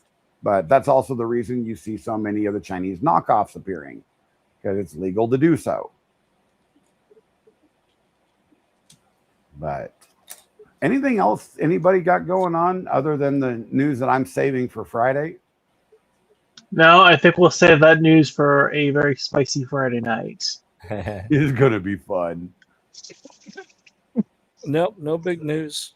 Just building Lisa's NG and patent. You're right, verbal. Patent, not copyright. You're right. I got my words wrong. Printing one of Lidl's blasters and made a crashed UFO to go in my aquarium. Nothing too terribly exciting. How are you protecting your fish from the microplastics? This is Pet G, and it's going to go into. I've got an aquarium with only plants in it. It's going to go in there for a while, and because the biggest thing that happens is actually it'll off-gas ammonia for a little while. Mm-hmm. So you put it in there, and then you do some water swaps and test the ammonia. And once your ammonia stays down acceptable, then you can move it in with the fish. I have never tried this. This is something you should probably look up. But let me go grab it. I was tempted to leave the supports on it because it looked like alien tendrils coming out of it. It's kind of cool, but I went ahead and pulled it off. Yes, there we go. This stuff, this particular blend, apparently, and you can get it in the gloss or matte. Uh-huh. The Krylon Fusion all-in-one clear. Oh, just spray it all down with clear to keep the plastics contained. Mm-hmm. Yep. And it'll actually contain the off-gassing too, apparently. Huh. Probably. Yeah, but wouldn't it be safer to let it off gas first and then? And then Because clear if it. Yes. Same. Let it off gas, let it dry, then clear it. Maybe so. Yeah. I would imagine I could let it off gas in the water and then move it to a dryer for a little bit. I actually used to use this same stuff when I was doing my saltwater aquariums. Uh-huh. Used to spray this on my homemade reef rock. Which is just concrete, by the way. Yeah, I think that was the stuff I had. I had this really cool Grinch yard sign type thing for Christmas that I'd put out, and I sprayed it down with that clear trying to protect it. But it ended up growing mold after a couple of snows, and then I put it in the garage. Yeah, then it molded. Must have had a contaminant in it or something. Yeah, I mean, it was almost like a wallpaper type decal over pressed wood. So yeah, it was. Somebody had recommended this stuff to me for fish tanks a long time ago, and I don't know. It was just this blend though, the fusion stuff. Yeah, it's been out. I'll see if that's what I've got. I've got a Krylon clear out there, but I don't know if it's the fusion. Yeah. But there's some other stuff. Any of the food safe ones as well. Yeah. Those are probably even better. But yeah, I got a couple of things I've made that are in the beta tanks. Yeah. That then this is what I've done so far is just put them in the plant tank and let it do its thing because it doesn't seem to bother the plants. Yeah. Well, if the fish are still alive, then why not? Yeah, they're still swimming, and the snails are still snailing. You know, I've always wanted to build another fish tank and make it completely Star Trek themed. Well, I'm going kind of alien gray on one, and then they're all betas, so it's an individual fish per tank, and then there's some snails and stuff in with them. And so I got one of them that's going to have the crashed UFO and some more alien stuff in it. And then the other one's going to get some Mayan temples in it right next to it to try and, tie together the whole monolithic era with the aliens type thing. Cool. Very cool. But we have reached our time limit. Anybody else got final thoughts tonight? Yeah. I got a question for Bob. Do you have like a subscription type situation on like Thangs? Yeah, we have a membership on Thangs, printables. I think those are the only two right now. Is the T-Rex on one of those? The T-Rex is a free file. Okay. This is not we don't believe this is really a profitable file. We did say that people have to be a member to sell it, and I think that's a fair thing. Now, some of our accessories will be like this arm here that you have that's not even posted yet, where it goes straight out instead of next to the body. We've got some Halloween designs already done for it. You know, some of the accessories, like because this has let's see, 6 magnets, I think that I'm counting right off the top of my head, that you can add accessories to it. Like this is one of these things, a little butterfly there that will stick to the magnet and not come off. There's one in the tongue that it'll stick to. There's one on the back of the head here. Little bow tie section right in here. Each of the hands have a magnet like that you can put things on. We're making accessories you can put on all those. Some I'm going to go get signed up. That's all going to be some of the accessories are going to be paid. We're like we want to make money like everybody is. That's not a bad idea though. So you got the large model that would take too long to really print and make money with, but you put it out there, and then a small paywall on the things to go with it. That's not a bad idea. It's not a bad way to do it. Yeah, and our Brad, memberships aren't that You're in high. trouble. I am. Yeah, look at that. Yes, we are making clothing things for it. So yes. Yeah, you're in trouble, Brad. Lisa's gonna whip you. No. This is She this wants is the a free dinosaur. file. I know. That's what I meant by that. But yeah, we're going to put some of the stuff behind a paywall. I'm going to try to keep as much free as I can. What size printer do you Realistically, need for that T-Rex? Will that print on a 260 cubed? yes, Nice. it will. This is pieces, like this head comes off. All the magnets, by the way, are installed after you print it. Okay. Every piece. The Cool. largest Nice. piece on it is this tail. I mean, I've got That's one the- that's a 300 by 300 by 350 printer also. Hey, Kenneth Davis, you caught us just as we're ending the show. I'd like to print it on my 470 cubed printer because this is does not need an AMS. Yep. And see how large we can make it. As soon as I can set aside enough money to pay for all the filament.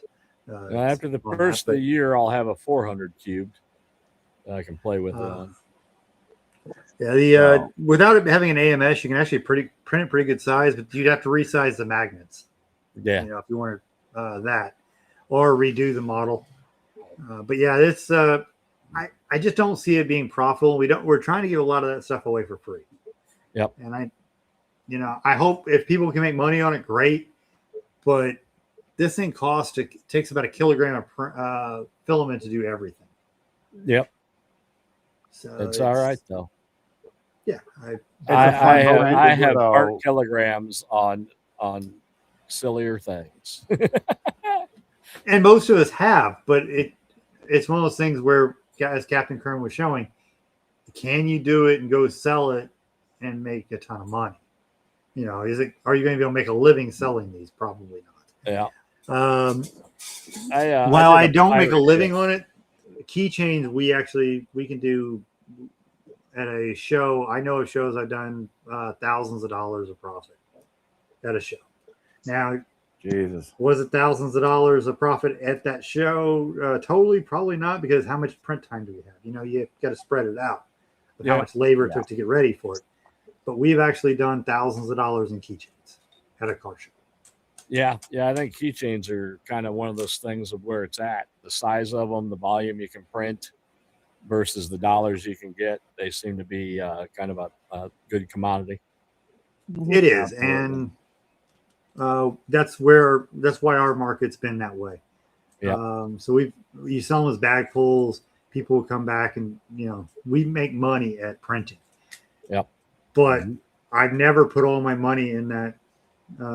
And we make money on licensing, but we've always put that money back into our makerspace, buying more equipment, doing charity prints. Like we'll do toy drive, or not normal toy drives, but we'll make toys for people at Christmas. We'll give things to poor people. This is our fun one. Yep.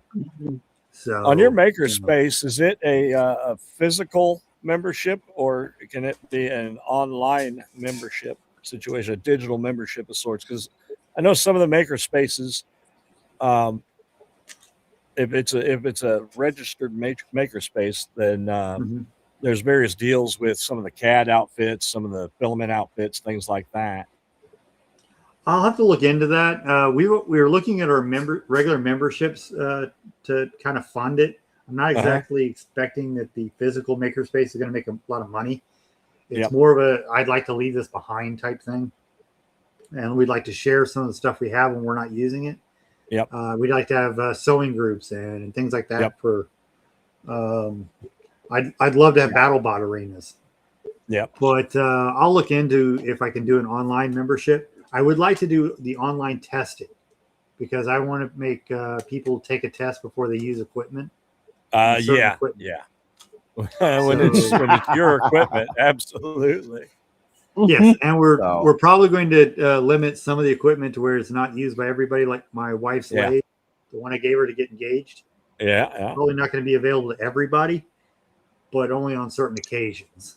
Yeah, you don't want it to be like U-Haul. You know, you've only driven a Honda Civic your whole life. Well, here's the keys to a 26-foot truck. Yes. And like I've got the drill press that built the World Trade Center doors. I don't want somebody just to screw that thing up. Yeah. Because that's going to be open to the public somewhat.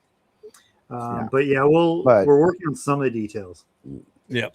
Because That's if it's very going to be a awesome. 501c, I know that there's some of these various vendors that it's like, oh, well, if you're a member of this makerspace, then you get X off.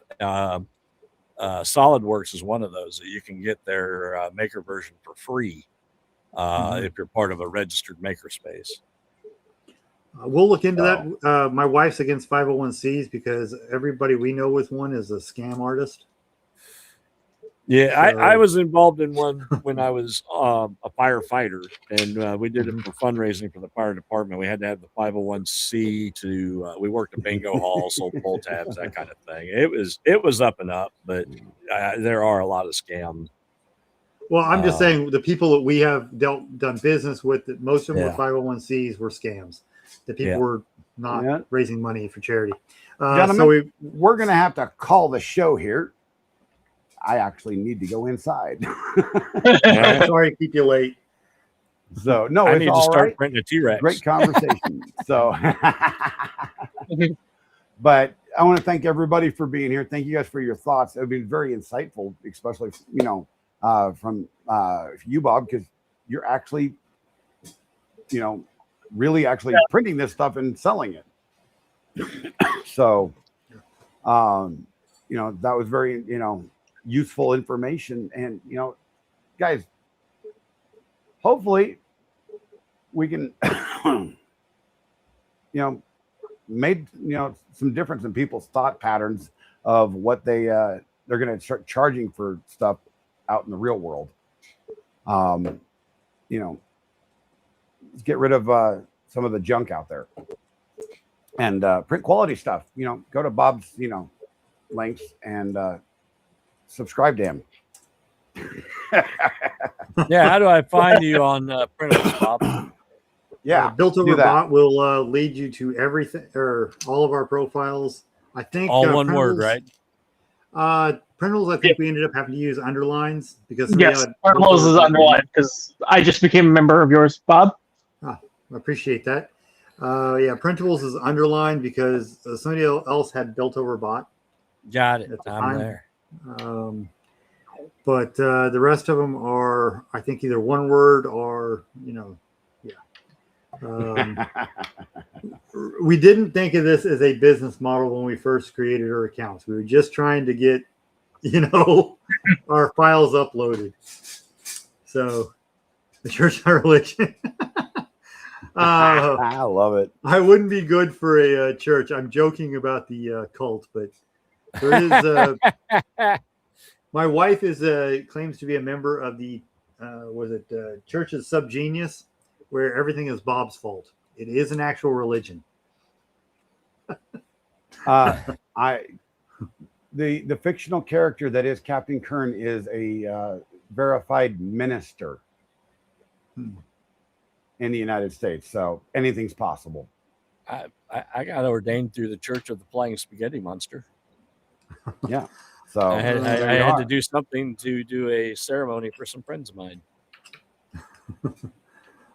But in that, we're going to go ahead and call it, everybody. You guys have a great rest of your evening. You guys, thank you all for being here. All right. Be sure to check out the Makers Making podcast on Friday night. And I'll be back Saturday morning. And then I'm going to be prepared for a week of nonstop marathon streaming starting Wednesday the 5th until the 15th. Have your checkbooks. No, don't do checks because I won't take them. You can send your cash too. No, just kidding. Don't do that. But be ready for next week, everybody. We'll see you guys later. Bye. Right. Good night, everybody. All right.